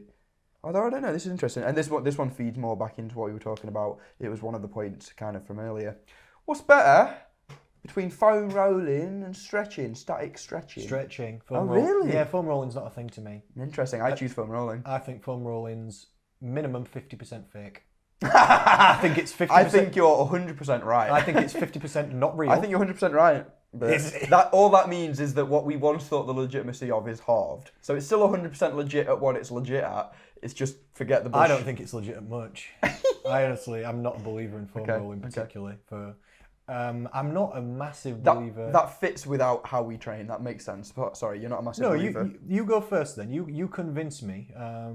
Well, static stretching, unless it's to fix a postural issue and isn't directly related to the muscles that you are training in the session, is a bad idea. before training, whereas foam rolling has the same elastic qualities and the same effects of stretching give you without any power reduction, because that's essentially people that are more flexible are weaker generally. There's a direct correlation with like yoga people and like how weak they are in the gym, which is obviously unhealthy. And then also, a stretched muscle is generally a weaker, more prone to injured muscle. My only slight pushback to that would be that's definitely true, but only like you said in power situations. Yes, all the studies, exactly. that's true, yeah, because you do actual power training. For my clients and for me, there's no power training. There's no power. There's no power here. We're not in this 13-inch arm. We're not. No, I mean, we're not doing like 1 rep max ever. Because you're the big guy that's weak. This is. I'm not big or strong. I'm just. So you're I'm the small guy that's weak. weak. I know. It's a real issue. I'm working on it. Well. Yeah, man. Not I'm hard working on it. All right, Okay. man. I'm working on it. I've forgotten where we were in the conversation. Me too, bro. Where we were. Small arms. No, that's not where we were. That's not where we were. What was it? Was you were talking stretching, the legitimacy over foam rolling. Well, yeah. Oh, yeah. I was talking about the power training thing. All the studies that show that stretched muscles are weak muscles are in power, and they do it in like jumping height and 1 rep max strength, literally. And not gym environments. I think an overly stretched muscle could be weaker and more prone to injury, but so could a tight muscle. So I think it depends. Yeah. Footballers pull their hamstrings all the time because they're tight as death. This was happening at Sheffield Tigers Rugby Club as well. But the way we strengthen that is, the way we fix that is by strengthening. Correct. Yeah. Correct, yeah. So that's usually more of a weakness. And you can't get very... I'm not going to... Well, you tell me if I'm wrong, but I don't believe you can massively increase flexibility foam rolling. I think if someone's... You're not going to get to be able to like do splits and... I see. Fold yourself in half like flipping yoga style like this just from foam rolling your hamstrings. I don't think that's ever happening. Will it get you to a better position? Probably will. But that's because of the specificity of those exercises, kind of thing. Like what you would have to do. That makes sense. The best approach to that would be foam rolling then stretching. That's definitely a good thing. That's arguably the best. Agree with if you're trying to statically foam improve rolling like relaxes your the muscles flexibility before you go for the stretch. I understand that. In fact, the way that we depends on the exact issue, but one of the ways that we improve ankle mobility is you would do like a 2-minute foam roll of the ankle and then statically stretch it in a squat position. For sure. And that improves ankle mobility a lot. So yeah, that's interesting. That's probably the first one that we disagree on. I can fully follow. I agree with foam rolling before stretching though. It's just if I have to pick one, I'm just not a massive believer in foam rolling really. And there used to be a lot of magic around it, but now that's all flipping gone about all that fascia loosening and yeah, so that's the fascial adhesions. Fascial loosening, really fake. Fascial adhesions, fake. All this kind of stuff. It's a massage. Yeah. It's self-massage. That's what it is. And I'm not against massage, but there's no magic in massage either. The reason it doesn't do that. Yeah. The reason it doesn't do that much is I'm just going to use a basic example, but if foam rolling your upper back really did anything to the muscle, when you put a 160 kilogram squat bar on your back, you'd squash like jelly. A bit of foam rolling across your muscle. When people are like, "Oh, it changes this." It's not. It's just massaging it. And that's not a bad thing. No. But I'm a big fan of stretching though. So if I'm like, I'm a bigger fan of static stretching. To give your argument credit as well, I probably discredit how much I actually do stretch because I just don't think of it as stretching when I do it because I do it so nonchalantly and passively in my warm-ups. Like, hands on the bar, stretching my lats out. Like I'll just hang in like a hamstringy flexing position. I do that all the time too. Yeah. But I don't really think about it as doing static. I guess as well, I always think in my brain when someone says static stretching, I'm always thinking of like a 2-minute mark for actual, because that's about when you start to see like long lasting effects of stretching. So I'm thinking more like that as opposed to I'm probably more doing closer to like 30-second stretches if that. I'm doing more like 10 or 15. Yeah, more short-term stretches. Just short, yeah. But again, makes sense. You're already mobile and flexible. You don't need to improve it. You just keep it up on top of it. I feel terrible if I don't do it. Every day when I get up, I do a little stretch out, or quite often I have a couple of Zoom clients, and sometimes I'll do a little stretch out with them. And in the morning, my lower back, if I don't do the cobra pose, like where you go into a press up and then you drop your hips down to the floor and really stretch, my lower back goes crack, crack, crack, crack in the morning. And I'm like, oh, and my abs are so tight in the morning. I think it's because I sleep like this like a little baby. or something. like curled up. Because you're a little spoon. So in the morning, I have to really stretch like that, and I also do the lunging stretch for my hip flexors. And If I did my that, lower back hurts if I don't did do that stretch, my lower back would snap. My Really? lower back hates that. Yeah. My lower back used to hate it. My lower back it wasn't mobile. Glass. It's a good job I've got the fattest ass on the planet because my lower back is To glass. protect it. Yeah, man, it needs all that glute tissue. Lower back is, whoo, it's not good. That's nice then. That's the first one we've disagreed on. Wow. Lovely. Audience, for you to decide. Yeah, what do you prefer, foam rolling or stretching? Leave on a comment. Wow. Did you have a move of the week? Oh yeah. What's do we do this now or another? Sure, yeah, we'll just continue. Okay. What's the exercise of the week then? It's to discuss? called aeroplane. What? I know. Are you kidding? Oh. You tried to show me some stupid shoulder shit at yours God as well. damn it. I told No. Daniel Kavanagh about that. He also laughed. Well, you know why you're laughing? Why? Because you're well-educated and it wasn't a shoulder shit. What was it? It was a core ab thing. No, not the, what were we doing? Dead bugs? Yeah. No, the thing where you went at like a 90 degrees and pushed after you did lat raises. Oh, that's awesome. Yeah. No, that's not That's awesome. also your. That's not real. That's also your illegitimacy coming through. That's It's okay, not bro. real. We'll let it slide. What's aeroplanes? You'll learn one day, don't worry. Sure, I want to learn now. Come on. Oh, aeroplanes we can do now. Yeah, I wanna It do is a bit now. inconvenient how mobile and demonstratory you have to be for this. So this is like this is an awesome exercise for warming up for squats. It's awesome for hip health. It's awesome for mainly hip health, which is such an important thing, but that can feed and bleed into preventing sciatic problems, into preventing any kind of hip problems, having just generally mobile and strong hips, flexible hips and mobile hips. Have we been recording? Yeah, we're good. Yeah, I'm sorry. I'm just checking the audio's still on and everything. Because let's not. Yeah, so the way this exercise works is... Careful of that microphone. I know, I'm going to try and not Careful of disturb that things. little connector in the middle as well. Should be Try good. not to stand on. Who wants to see my ass? Which camera wants You're on every camera at the minute. Hi guys. You're How are on, we? you're on every single camera at the minute. So, what you do for this exercise, I'll talk through it first and then kind of go for it. You'd start standing and you'd initially get that tripod foot connection that we were talking about with the floor, which I'll do You're to about this to stand camera on here. that wire. I know what's Watch going out, on, sir. don't worry. So, the way that would look initially, if you look at my legs in this straight camera here, so this is me just sort of standing neutrally, and then if I was to engage my glutes and push my toes into the floor, it looks like this. That's me switching. It looks like you're turning your knees out a little My bit. glutes on, yeah. And you squeezing can't see your my bum and feet, turning but your with my knees out feet, I'm doing sideways. this. And I'm like gripping like a monkey my feet into the I'm floor. noticing you've got your shoes on in my house. It's because you rushed me down here as soon as I got in. I went to take them off and you were like, "Come downstairs." And so I wanted Did to I keep. pull I that wanted face to and keep sound them like on. that when I said it? Yeah, and I wanted to keep them on, so I didn't argue. Okay then. All right then. Sorry. Continue. Alright So your then. feet are screwed into the floor. You've Yes, got your this is the bum start squeezed. position. You've got your knees out a little bit. Shift your weight to one leg, and then you do like a one-legged stiff leg deadlift, Romanian deadlift. So you hinge from the foot that's elevated off the floor, just floating in the air, through until your shoulder stays one straight line, and you just hinge from the leg on the floor, and that would look, I'm not going to kick anything, like this. You can hold something like I am. You're so close to that camera. It's all good. You're so close. So that way around, that's how we're going to do. So you get to that horizontal position. Then the goal is to let the hip of the side of the leg that's in the air, you let it drop towards the ankle on the floor as much as you can, and that stretches out your TFL, which is a muscle on the side of your hip. So that would look like this, letting it drop. And then Move you come more back into up the middle. this Come way on, around. for the love of the Lord. Look how scared you are. I don't want to just You're show nearly ass. kicking everything. Okay, so you come to here, then you let drop, and you let a good stretch happen here, and then you come up and rotate your What? hip to face. Are you as supposed to be far holding that on way as something? you can. Yeah. Okay. So you do this. Usually in the gym, you'd set it up and have the bar in front of you and use that. So again, you're rotating around this hip, and the goal is to go through as much range of motion as possible. To let this hip, my left hip now, that my right leg's on the floor, to let it drop as far to the floor as possible and get a good stretch. Then to use that muscle to actively rotate and point my hips towards my chair over here. You're doing standing frog pump. That's what you're doing. Essentially.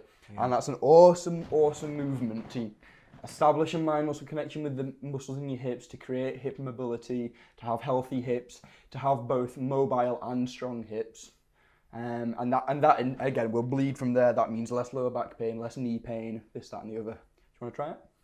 Let's see if we can make you do it. That was stressful enough. Let's see if we can make you do it. You can do it here or something. Come on, bro. Okay. This is how News of the Week goes. We don't back down. We learn. And so on this move of the week, I've never flipping heard of it. Yeah, that's how why I it wanted goes. to bring it up. I've never seen this in my life. And I would recommend, this is one of the only exercises I actually do every session for my squat warm-ups. There's you cracking backs. Just stretching outside. All right, what am I doing? Sorry again. So let's have you, if this is what we're going to hold. Sure. What camera? Hi guys. So first things first, you're going to get those toes down into the floor, and you want to imagine like someone's grabbing your knee here and almost trying to rotate it this way. Yep, I am. And what would happen is the foot would turn and rotate out. Yep. That would be external I'm not doing rotation, but we're creating torque. So that again is pressure without movement. Do it with your feet closer together to start with though, and what that means is your center of gravity is less spread out. Okay. So when you're shifting your weight onto say your right leg now, it's easier to just get there without that mechanics shifting. Toe stays down, knee stays stable, glute stays engaged. Then you're going to get some nice tension in your upper back and puff your chest out. Let this leg come off the floor as you glide onto the right leg, and then from the hips you're just going to hinge, heel goes up, that goes back, maybe go a little bit further back so you can clear this because you want to get to about horizontal. Hamstring flexibility will dictate how far down you could go, but ideally we're getting to about here. Now let this hip drop to the floor and you should get a stretch around here. And this wants to be a very, very passive stretch, and what that means is that you're not actively holding it there, you're just resting into it. I'm just slumped essentially. Yes, slumped. And that's very hard to actually switch the brain off. It took me a while to learn that. And then you go up the other way without letting anything turn. So this stays up and this You stays hear my low. hamstring just click. Exactly. And try and face your everything towards my face. Like this? Like this. Yeah. And then I'm drop holding it. this wire, sorry, that's why this arm's That's in. nice, that's nice. And then try and let this hip drop back down and essentially try and make that hip point that way at the bottom and then back round the other way and squeeze. Good. And then as a test, once you've gotten used to that, try it on the other leg and see if there's any discrepancies because you'd find there often is with I people. can't really feel that in my glute, to be honest. It's just smashing my hamstring. So you might get like a sciatic stretch as well from it. It's the most hardcore hamstring stretch, you know, because I'm leaning forward so much. Yeah. That's what it's like. Yeah, I get a real sort of sciatic stretch from it on my right hand side. So you see how much Hear that worse pop? you are on that side as well, yeah. No, to be honest, I can't really tell. You're What am I doing rotating less, quite a bit less on the way open. That's nice. I feel a bit wobblier on this leg. Yeah, that too. Yeah, so that exercise is, I would say, have a crack at that at home. I knew it fell over. So you see those discrepancies side to side? Yeah, I as was well? better on my right leg for sure. Yeah. But that's my strong leg. And Even just that the balanced leg. orientation of it all in the brain. I'm surprised you've never heard of that. Or I've done that literally before. never seen or heard of that in my entire life, dude. Awesome exercise, yeah. Quite difficult, lots of steps to that. People should be doing it, yeah. Very complicated. Yeah. But everything about that, it works under... It's all the principles of like a good powerlifting warm-up kind of thing. So like, you've got a good connection with the floor. Your ankle's nice and stacked in the middle of your foot and it's strong, as is the knee, and it's tracking perfectly in its joint, and so there's no knee issues. And then all the power in the power muscle, the glute, is learning how to work through its entire range of motion. And so yeah, that I would recommend for everyone at home. Well, Enjoy. it was intense, it was hardcore, it was quite difficult in my opinion. And that's the move of the week. That's the move of the week. Aeroplanes, it's called. We're back to news articles, sir. News articles, yeah. I'm just going to read this one, if that's okay. I'm just going to read it. I just wanted to say a few little comments on it, and then... What have we got time for? One more? How long have we been on? We've been on 1 hour 15 at the minute, so yeah, we'll bring it round to a conclusion soonish, do you think? Lovely. Yep. I'm just going to read this article. There's a bit to it. It's from the Daily Mail. Is there any diet pill that can help you lose weight safely? The answer's not really. We'll see what they say. But I just really loved this little summary they've got at the end. It really turns around into being excellent, and I wanted to discuss the final points it comes to with you. So this is from the Daily Mail, article entitled, Is there a diet pill that can help you lose weight safely? Written by Joe Waters. A drug that can safely aid rapid weight loss and keep it off sounds too good to be true, yet apparently it exists. Saxenda, in brackets, generic name liraglutide. Have you seen this? These weight loss injections and stuff like this that are around at the minute? No. It's massive around in the news at the minute. It's not new. I've made literally 4 videos about this. The first one was like 5 years ago. I make a video about it every year, literally, because for some reason it keeps coming back round again. Annual, nothing exists except a calorie deficit check. This time it exists in the news because the NHS have just, for the first time, allowed it to be prescribed for obesity. Oh, no way. Yeah. It's leaking into... It's in the... So is there some legitimacy to it? Yeah, I've got a client on it. Not by me, by the NHS. One of my clients is on it. wow.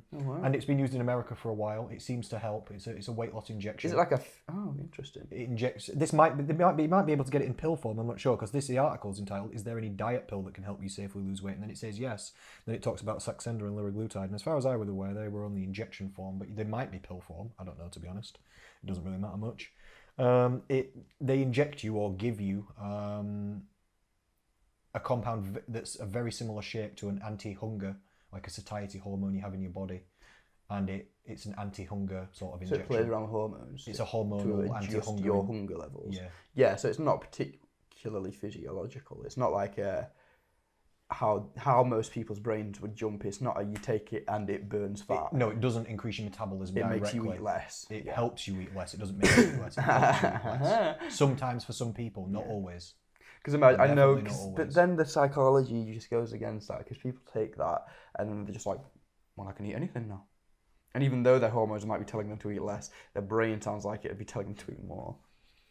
Yeah, for some people it does work. This drug, though, there's good studies on it at the more minute. about It seems to be helping some people. It's not going to be side effect free because there's no drugs that are side effect free. And if you're messing around with hormones, then for me, I prefer it if people use natural anti-hunger methods. There's like 7 different anti-hunger methods that you can use, and not including flipping inject hormones into your body. So if you're not using appropriate amounts of the other ones and you're injecting yourself with hormones, you're doing it wrong. Yeah. If you're exercising, you've got a good protein intake, your hydration's good, you've got a good fiber intake, your calorie intake's appropriate, your stomach's not stretched from overeating food, you actually eat appropriate volumes of food as well. In sittings. Yeah. And then you're still hungry. All right, fine. then maybe you need some help. But until that point, I'm like, all right, fine. But you could. Yeah, we could also do better. Yeah, we could also do better, couldn't we? We could also actually. Because there's more to it than that. It's not that is the first. It is the first thing you should try and do, fix those problems. But also just from a human point of view, like quit externalizing and your problems and trying to get a solution that you can just exchange money for. Because that in itself is just fixing a problem with a problem, which in a greater sense, a roundabout way in life will always come back to be like, oh, I should have done it the other way around. Do you know what I mean? I do know what you mean. Yeah. I do know what you mean. And these drugs do help some people, and some people do find it effective, but it should really be. It's not a free ride. It's not an extreme option, but it's also not extreme either. True. There's safer things you can try first. Yeah. If you're not doing any of the other right things and you're trying this, you're doing it in the wrong order. Because it just boils down to there's like you can get the exact same results from nothing but hard work, and the only catch to that is it hard work. It's not even always hard work. Sometimes it's not that hard work to eat some protein and vegetables. It's only eating food. Eating food's not that hard. Well, it's People simple. love it. It's just I think it is hard personally, like mentally or whatever. I'm not saying it's easy. Yeah, but the act of it, I'm maybe talking it down slightly, but the act of it, it's just eat. You just sit at the table and you just eat things. Yeah, so for me, that's what I would say. It's simple. Salt mine labour, is it? No, it's you're not down a coal mine. Are you? It's just sitting at the table. You just have to eat things. Do you have to eat some different things than you usually would? Yeah, maybe. But it's not exactly awful, is it? It's not torture like people think it is sometimes. Yeah. Have people ever approached you? Have you ever had clients that say that they're always hungry and they can just never stop eating? They can just eat forever. Yeah. Sometimes, yeah. I do quite often. People who just say, "Oh, I'm just hungry all the time. I can just eat forever." It's nearly always people that have vast majority junk food diets. Just things that just they've got low protein, low fiber diets, just poor hydration. Yeah, it's like everybody knows McDonald's doesn't fill you up. It fills you up slightly, but there's just no fiber. There's no actual nutrition. I would smash McDonald's, get 15, and then smash it again because it just goes through you so quick. Gone, yeah. Just like Chinese food, it just goes straight through you in one go. Doesn't even sit to say hi. So it's people who they snack way too much. They're eating just like little bits, just grazing on snacks, and but if people actually get a good protein intake and they eat actual proper square meals and vegetable intake and get on their hydration and stuff, hunger levels drop so hugely. Sometimes people can't even believe it. Anyway, I'm going to carry on reading this. Is that okay? Yeah, of course. Saxenda / liraglutide was originally developed as a drug for diabetes, but has been shown to reduce body weight by on average 7.5% in under 9 months. Given that 1/3 of the UK population is now obese, in brackets, it was 5% in 1970. What did you say, 30%? It's 1/3, of the UK population is now obese, not even overweight. Overweight, obesity is more like 50% if you're taking both into account. 5% in 1970. Do you know what it shows to be the main differences? Calorie intake has gone up for people a little bit since like 1900 to now. Its movement's gone down. Calorie intake's gone up a little bit. If you look at, on average, how many calories people eat on estimate on a graph since 1900, like 100 years ago or something, it goes up, but not a lot, and it's steady. It goes up, but only a bit. It's not crazy. And it's the activity levels. People are not farmers and flipping working on machines and stuff that much anymore. And, you know, it's the mechanization of society. Robots do everything for us. Yeah. Everyone sits down for shit. Yeah, sit down. I mean, I've got a sit-down job. We're sat down now. Yeah. I've got a sedentary job. Life is I just hard. try really hard not to be sedentary, you know. Anyway, under NICE guidelines, Saxenda can be prescribed with diet and exercise changes only to those with a body mass index of over 35 or more, classed as extremely obese. Or people who have pre-diabetes, cardiovascular complications such as raised blood pressure or raised cholesterol. Otherwise, it is available on private prescription at £260 per month, which is quite a lot of money. Saxenda is one of a range of weight loss prescription drugs now available on the NHS and to buy privately from some pharmacies. These include Orlistat. Do you know Orlistat tablets? Terrible. Fat binders that people get given from the NHS. You take this pill and it absorbs, it stops your body absorbing the dietary fats that you've eaten, and then you just diarrhea it all out undigested. Oh no. I'm deadly serious. Oh no. I'm deadly serious. So, bottoms up bulimia. That is an interesting way of looking at it. And you know what? It doesn't even reduce your calorie intake that much. I can literally work out how much it reduces your calorie intake. We can do it now. What? By what? By what? Because I know the facts. People need to stop. Wilhelm. Yeah, go on. I know that. Also not my name, Connor. I know, I'm sorry. I know the facts. It binds to about 1/3 of the dietary fat that you eat and stops you digesting it. Let's say you eat 100 grams of fat per day, which is quite a bit. It's not crazy, but let's say, in calories it'd be 900 because there's 9 calories per gram of fat, so it'd be 900 calories. It's quite a lot high fat diet, but let's say someone's overweight and they've got a junk food diet. They might eat 100 grams of fat per day, let's say. Okay. So it's 900 calories. So then to get 30% of that, it would be 270 calories per day. That's what it does. That's what it's flushing? That's what it's flushing. But on average, if you've got a junk food diet. So this is a dumb thing. I've known people get internal bleeding from Orlistat. I hate this. It's removing 270 calories from your diet. That's the same as well as your intestines. That's the same as just doing 10,000 steps per day. Yeah, or not. That's the same amount of calories. Yeah. So either control your diet better or go for a walk. Yeah. That's the same as diarrhea tablets. Bottoms up bulimia. Diarrhea tablets. Fucking man. I know it's. I see. So we don't like this, but this new one seems to have a bit more legitimacy. It helps control blood sugar and it slows digestion from the stomach, and it's also an anti-hunger hormone. Okay.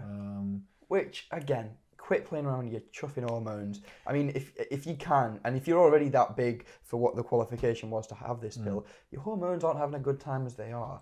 Yeah, some people need it. Some people have hormonal deficiencies, and some people do have lower levels of hunger hormones than other people. So supplementation, like I have testosterone replacement therapy, because my body doesn't make it so. It gets to that point, yeah. Yeah, some people it is like that, but for the vast majority of people, it's probably not the way to go. To be honest, it says Orlistat has been shown to reduce people's weight by 3% over a year. How is that said? Orlistat. It's Orlistat. Or O-R-I-L. Okay. No, sorry, O-R-L-I-S-T-A-T. Okay, I see. Orlistat with an O. Reduce your weight by 3% over a year. 3% over a year for diarrhea? For diarrhea? No thanks. It's not even worth it. No, it isn't. Oh my god, yeah, I hadn't even thought about it like that. The fact that you're just signing up for diarrhea. Every time you eat dietary fat, it just comes straight back out of you. I get blue. No thanks. I think part of it's to try and convince you to stop eating fatty foods, to be honest, but some people just don't. They just deal with it. Yeah. Continuing. Overweight people are, quote unquote, buying everything under the sun out of desperation because the NHS system is not helping them, says Dr. ABD. Abdi, I don't know. ABD is the first name. And then Tarani is the second name. Apologies for not being able to pronounce the name correctly. An honorary consultant endocrinologist, hormone person, at University Hospitals Birmingham NHS Trust. So he says the NHS are not really helping obese people, which they are. They try their best. Yeah. Are they doing the best job ever? No. Maybe not. But it's a free service at the end of the day, and they've got. I don't blame them because they've got every single problem for every single person on every single plate, spinning them all exactly at once. Yes. I'm like, so if you want help, you should just flip and contact me because this is why there's private, there's private services. Yeah. I literally said this to a woman on message yesterday. She sent me a message saying she's looking for help with weight loss and nutrition, stuff like that. I said, oh, great. She said she's also got nerve issues and I think maybe like drop foot or something. Oh, drop foot's not easy to fix. Yeah, and I said, so I just said to her, so she said, I'm struggling with my exercise because I've got nerve problems and this and that and this foot problem. I said to her, are you seeing a physio for these things? Have you consulted someone? She said no, because it takes flipping forever to get a doctor's appointment and get a physio appointment. And I literally sent her a voice recorded message saying, yeah, but I wasn't necessarily saying that you have to wait 6 weeks to go see the GP and then wait 3 months to go see a physio. Why don't you just... And I literally told her, just call White House Physiotherapy Clinic or go see them. It's 35 quid for a consultation. They'll diagnose what's going on, tell you a list of do this, and a list of don't do this, don't do this, don't do this. All you've got to do is listen. And then you've just got to go follow it. Yeah. 35 quid and you can just sort it as, I'm not saying it can be fixed, but as best as anything can be sorted, 35 quid, they'll get you in less than a week, of course, easily. They fit people in.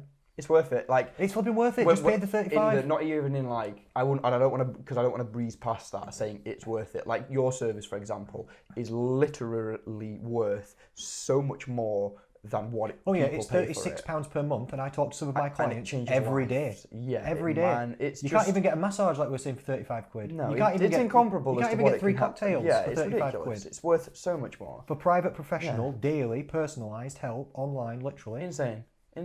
Yeah, it's. And that's probably the one thing that the NHS, like if you were part of the NHS or something, that would be the NHS doing a perfect job, I'd say. I've tried that, but they weren't going to pay me. I know. So I had to say no. Because I couldn't do it all for free because I'm too busy. Isn't perfect. I'm too busy. Yeah. Busy man. Anyway, this guy continues. Many of them turn to online diet supplements promoted with vague claims and occasionally bogus celebrity endorsements. True. Dr. Tarani says people aren't only being tempted by herbal or food supplements, they will also buy drugs from unregulated online agencies, medications such as sibutramine, an appetite suppressant drug which was withdrawn in the UK in 2010 because of safety reasons, including an increased risk of heart attack and stroke. That'll do it. This is a very dangerous area. People are also desperate to lose weight either because they have tried to get help with the NHS system and failed, or they feel the stigma of being overweight and don't seek medical help. Seems fair. The most effective medical solution for people who are overweight is bariatric surgery, it says. The most effective medical solution, that's because the medical solutions are not that great. Because they're just not. It's a dietary and exercise and lifestyle solution, not a medical solution most of the time for most people. Not for everyone, but most of the time. For example, a gastric bypass or gastric band, also known as cutting your guts out and changing them. This type of surgery can help patients lose up to 60% of their excess weight. And it can, listen to me again, it says this type of surgery can help patients lose up to 60%. Also, sometimes it does not fucking work. Miserable and all. It can destroy people's lives. It can ruin people's digestions. Sometimes it ruins people's taste buds. Sometimes people Really? People sometimes taste buds change after they get their guts changed. Very strange. There can be long-term life complications. Once your guts are out, they can't go back in. I swear to God, it works for some people. Some people it's necessary. Some people it works. Some people it does not work. Anyway, let's skip forward slightly. A recent review of 121 studies of weight loss supplements, the largest review in 10 years involving more than 10,000 patients, concluded that there was, quote, insufficient evidence that herbal and dietary supplements produce clinically significant weight loss. Nice. Agreed. Basically, supplements for weight loss just don't work. People are just wasting their money on these supplements in terms of clinically significant results for weight loss. The evidence just isn't there, says the study author Erica Bessel, or Beasel, a PhD student from Sydney University. Then this is a bit that I actually wanted to get to. Then they talk to a different doctor, Dr. Alistair I want to hear this conclusion. Sandhouse, He says, you won't shift the pounds unless you change your mindset. That's exactly what you said. Attempting weight loss surgery before someone is psychologically prepared to change their behaviour around food can often lead to weight being regained, he says. So true. Some patients still manage to keep eating after their newly shrunken stomach felt full by liquidizing high-calorie foods such as chocolate or grazing on snacks. Literally picking high-calorie food and blending it. Yep. Chuck a Big Mac in a blender. I knew someone who, or I've heard of someone, I didn't know this person personally, who had bariatric surgery and blended a calzone. Like, why? And then drank it. What's fun People about just start this? drinking milkshakes. Who's enjoying it? Because the thing is, what everyone's got to understand about this is, do you know if someone's really overweight and obese? Mm-hmm. Not all the time, but most of the time, that person is overweight or especially obese to the point where they need surgery. It's not hunger that's causing the issue. Satiation. It's not hunger that's causing the issue. Craving. It's either cravings or stress or emotional issues or Yeah, lifestyle. And that's what we're saying. It's the mindset. Metabolism or all of them, or it's hunger is such a small part of it that even if you get your stomach shrunken down or cut down or whatever you do, most of the time people are overweight. It's not because they're that hungry. That's not it. As proofs in the pudding. It's not like it. he's saying, because you have that surgery, you say even you see immediate weight loss or something, but then you haven't changed the mindset. You've just had to stick to what's happened. You've got to see immediate weight loss when you have bariatric surgery because you can't eat normal food for like the first 6 months. You can't eat normal food. So the thing about bariatric surgery... So already you're deciding that 6 months of your life is going to be miserable like that. Make it Definitely. a calorie deficit kind of miserable. Dude, this is what I was just going to say. You know, if you have the bariatric surgery, you've got to eat different. You know, if you don't have bariatric surgery, you've got to eat different. Just eat different. Just eat different. It's a weird idea. You don't have to force yourself into it by getting your guts cut out. But some people do. Wow. Some people it's necessary. Most people, if you get the surgery, you have to eat different. Number one, otherwise you won't lose weight. Number two, after your guts have been changed, you cannot continue eating your normal diet. People, if they eat normal food, vomit immediately and violently and uncontrollably, and you can rupture it, your internal organs, through doing that kind of stuff. This isn't a good time for No, you everyone. have to start on like small blended foods and build up really gently because you've had an internal organ operation. You have to go real steady. Keep eating what you like and eat less of it. And fix your brain. I'm just trying to point out that the bariatric surgery is not the easy way out. It is not the easy way out. I've literally got a client, I think I've mentioned this to you before, I can't remember, but I've mentioned it before somewhere. She won't mind me saying, she's called Karen McDermott, shout out. She's an absolutely amazing lady. She's been doing really well on her weight loss. She had bariatric surgery a long time ago. She had a gastric band put in. Something went wrong, complications. She had it taken out. Time went past, then she came to see me. We started losing weight. They'd forgotten to take a piece of the band out of her, a bit of plastic. I'm sorry, that's a bit of plastic. And through weight loss, somehow, she'd lost weight and this had dislodged the plastic inside her and it moved up inside her body somehow and got stuck in her actual, what would it be called? The tube that goes from your mouth to your stomach. You know the... Yeah. I don't know, like the... I can't remember exactly what the technical name would be. Esophagus or something? Yeah. Oh, it's like trachea and all What's that the stuff. trachea? Is Anyway, the trachea around there? Anyway, Yeah. the tube from the mouth to the stomach, just above the stomach, so she could breathe and stuff, but just above the stomach. And you could feel that. You can... She was telling me that I thought she had bowel cancer because she was telling me about every time I eat, I'm throwing up. And I feel like food's stuck in my neck. And I'm thinking, what's going on? And this went on and on. And we got doctor's appointments booked in straight away. But it takes a while for these things to go through. She saw a doctor. They were like, I have no idea. Refer to a different person. No idea. She had camera down the throat. Someone was like, I can see something, but I'm not sure. Never seen anything like this. Got another person in. He was like, oh, I can see what this is. There's plastic stuck in this woman's flipping organs somehow. And then she had to go for an operation and they literally pulled it out. And thankfully it was fine. How big are we talking? Is this? I'm not entirely sure. But That's it was ridiculous. It was like blocking 75% of like her stomach off at the top above That's it. so insane. And she was saying to me as well, I can taste plastic Oh. beforehand. And I was thinking, weird. And she was thinking, weird. And we just couldn't figure it out. I didn't say anything. I just said, go get checked. But I was thinking bowel cancer or something. I was thinking there's something really going wrong with this lady here. She's not well.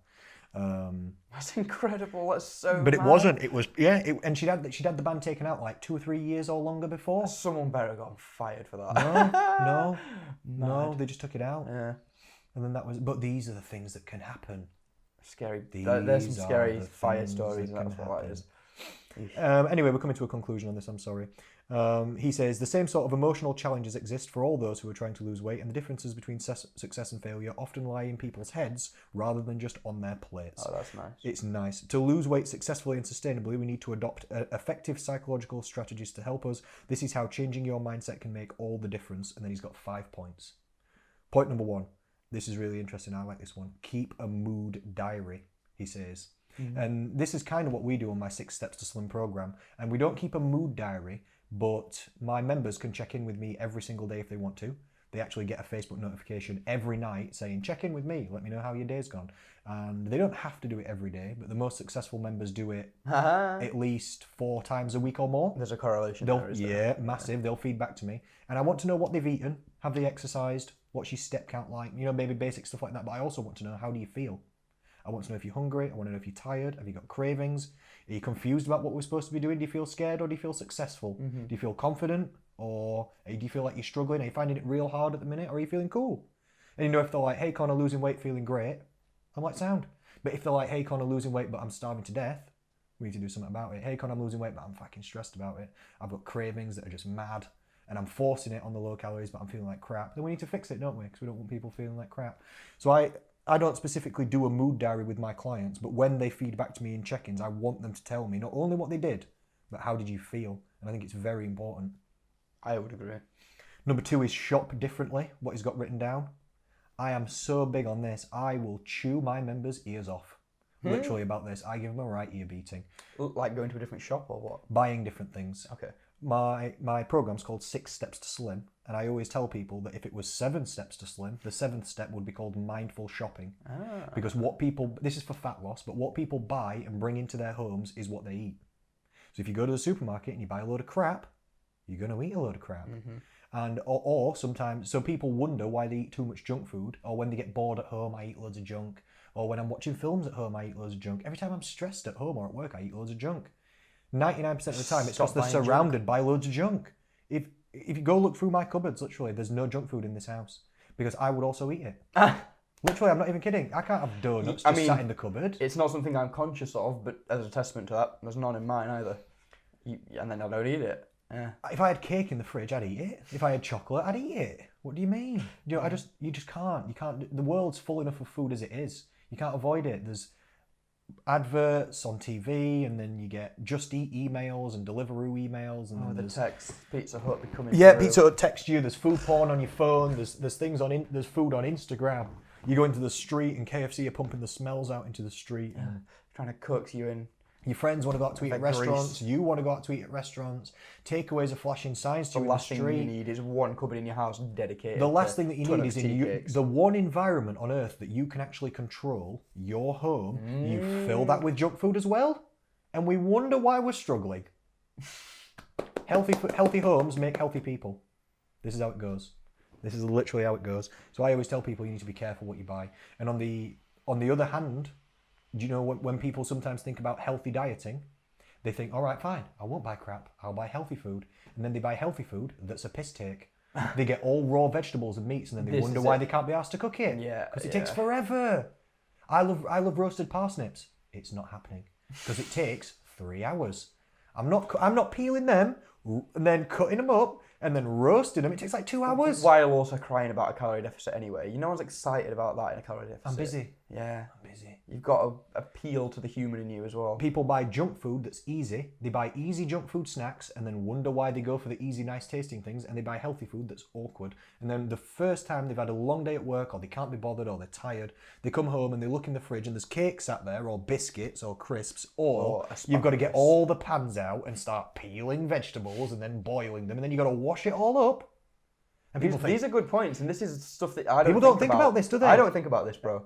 This isn't things that I think about. But you eat healthy foods anyway, and sometimes strange combinations of things. So maybe that's just the way you are. But people don't think about this. They think, they tell me I'm going to do a healthy shop. Yeah. And then they come back with loads of fresh fruit and veg, and they can't be bothered to cook it. You've not thought about whether you can actually fit that into your life.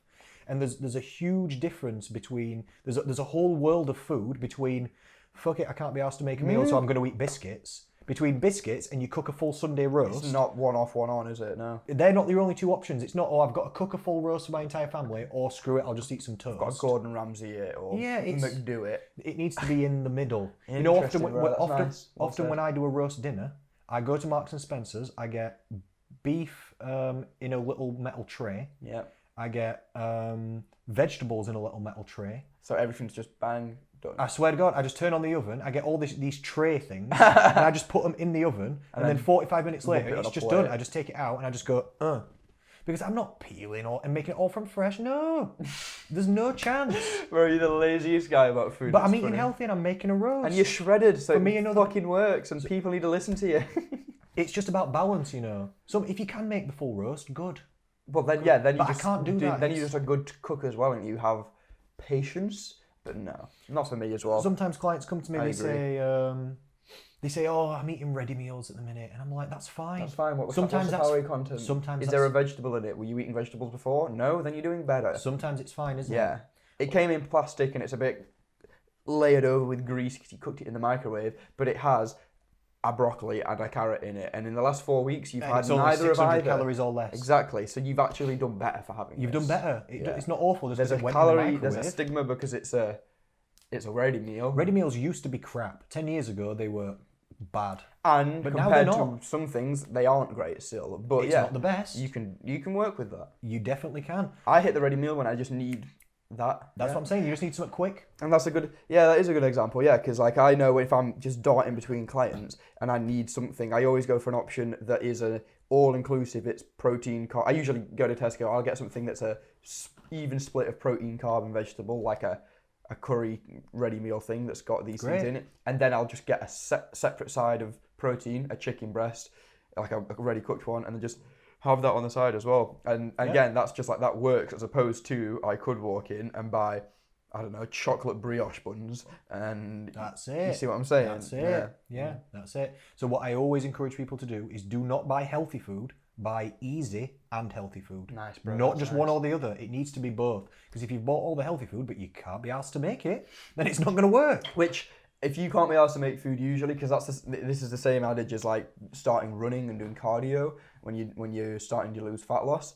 If you start cooking, if you didn't like cooking before fat loss, you're literally in an energy deficit. You literally have less energy to do things when you start losing weight. And if you didn't have that energy to cook before, you're not going to have it now. That's true. It don't get easier. No, does it? man. So there has to be. You get more miserable. There's compromises. Yeah. There's compromises. Too many people. I have to have conversations with them when they join my program like this, because they think, oh, I need to be cooking all this healthy food and I need to be like meal prepping and all this stuff. I'm like, you can, but you don't have to. No. It's like, because if they don't, oh, I haven't done my meal prep, so I just ate some toast and stuff. It's like, no, there's a whole world of food in between.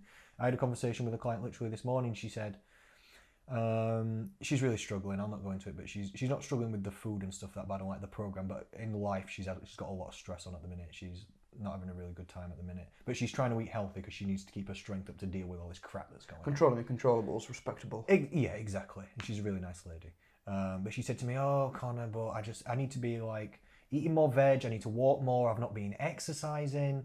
I've not been cooking any like home cooked meals. I've not been this and that." And I said to her, "Yeah, literally, they're all good points." She named like 6 things that she's not doing that she should be doing. I'm like, "Yep, they're all right. Literally, all those 6 points. We could make those improvements, but you just need to pick 1 or 2." Because you're overwhelming yourself loads. Yeah, we could eat some more vegetables. You could home cook. Yeah, you probably should be getting out for a walk. I know you've stopped going to the gym. That would be good to start. I know, but we need to pick 1 or 2. Because she's thinking about, I need to do this and this and this and this, and it's too much. It's too much of a lifestyle shift. It's too much. You want to change your habit. She's having a lot of stress at this minute in time. You can't handle all that. No. What can we handle? I said to her literally, pick 2. And then she thought for a second, and then she picked 2. She was like, "All right, I'm gonna try." I think because I like it when the clients pick their goals. I like it if I give them options and they pick out those what they prefer. She gave me 6 options. Pick a card, any card. Yeah, she gave me 6 options. I said, "All right, pick 2 of those, and then we'll start on just them." She chose 2, and then she felt confident. She thought, "Actually, I can do that. 'Cause it's not overwhelming." Yeah, I like that. Just thought it was important. No, it is important. Anyway, we should bring this podcast to a conclusion sometime soon, in a minute, because it's been 1 hour 45 now. But I'll just hit you with these last 3. Oh my god, we bored all the people. They wouldn't be still here if they were bored. This I've enjoyed your company in this conversation. has been a nice podcast, I think. Yeah. Good stuff. The last 3, though, they're still great. Number 3 is be kind to yourself. Oh, cute. Too many people beat themselves up. Yeah. Oh, I've eaten. If you eat a pizza or a dessert, do you feel crap about yourself? Not anymore, but I came from that point. Did you really? Yeah. My biggest thing was just being too hard on myself. Yeah. for Interesting. sure, yeah. But now I asked you because now I know that you don't. Yeah, no. I know not if all. you went out like Not drinking, all. And it you're isn't not like, because "Oh, I'm of- such a bad person." For me, the way that I get around that, it isn't telling myself like it's okay for life. You're allowed these things, I mean, that kind of thing. It's rooting myself in the logic of it. Like I'll be like, "Hey, I've been with clients since 5:45 this morning. I've done 20,000 steps, and I've had 1,000 calories so far, and it's 6 at night or something. I'm like, I'm having whatever I want. And I just root myself in that logic. It's just like, look, you literally don't need to worry about it, because say fat loss, for example, you don't need to worry about it, because if you can just educate yourself and settle yourself in that knowledge, first of all, stress is gone. Like my client Nuseba, now I've trained her this morning. Hi Nuseba, she's an excellent trainer.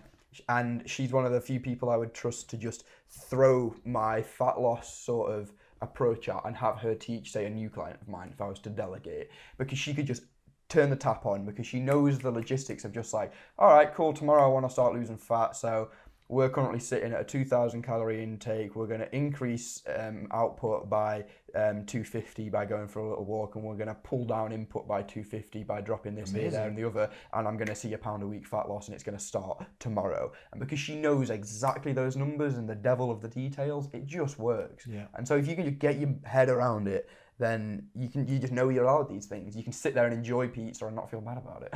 Fantastic. Yeah. Fantastic. Fourth one was set positive goals.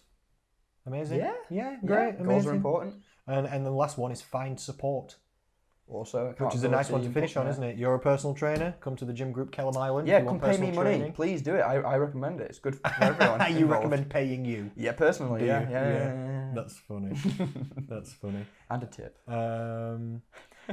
You can get support through listening to this podcast as well, and we appreciate it. We appreciate all our listeners. Please leave us on comments. Please leave us a review if you can. Share it with your friends if you think it's decent, if you had a nice time. Please give us some feedback somewhere, somehow. Lie to your friends, even if you didn't, and get them to watch it anyway. Yeah, tell them it was great. Yeah, tell them it was great, and get them in, and then don't let them leave. Lock them in. You get them in, we'll keep them in. We'll keep them in. Keep them in. Yeah. If you want help with your fat loss, fitness or food, you can go to slumsociety.co.uk, see who I am, see how I can help you, see what I offer. I offer group coaching, one-to-one coaching. If you just message me, I'll also help you. Either through the website or Slum Society on Facebook is a good place to contact me. Anything else from you, Will, sir? I guess it's to extend that if you want help with more lifting, fitness, mechanical stuff at the gym, and you have an interest in getting strong and general strength and hypertrophy style training, come on down to the Gym Group Sheffield or give me a message. Just specifically the Kellam Island one. Yeah, this is where I function. Not the one on the moor. Not the one on the moor, no. Come see me at Kellam Island. Oh, and thank you for watching. Then. We appreciate your time. Righty then. We do. Thank you so much, ladies and gentlemen. We'll speak to you and we'll see you again soon. Pip, pip.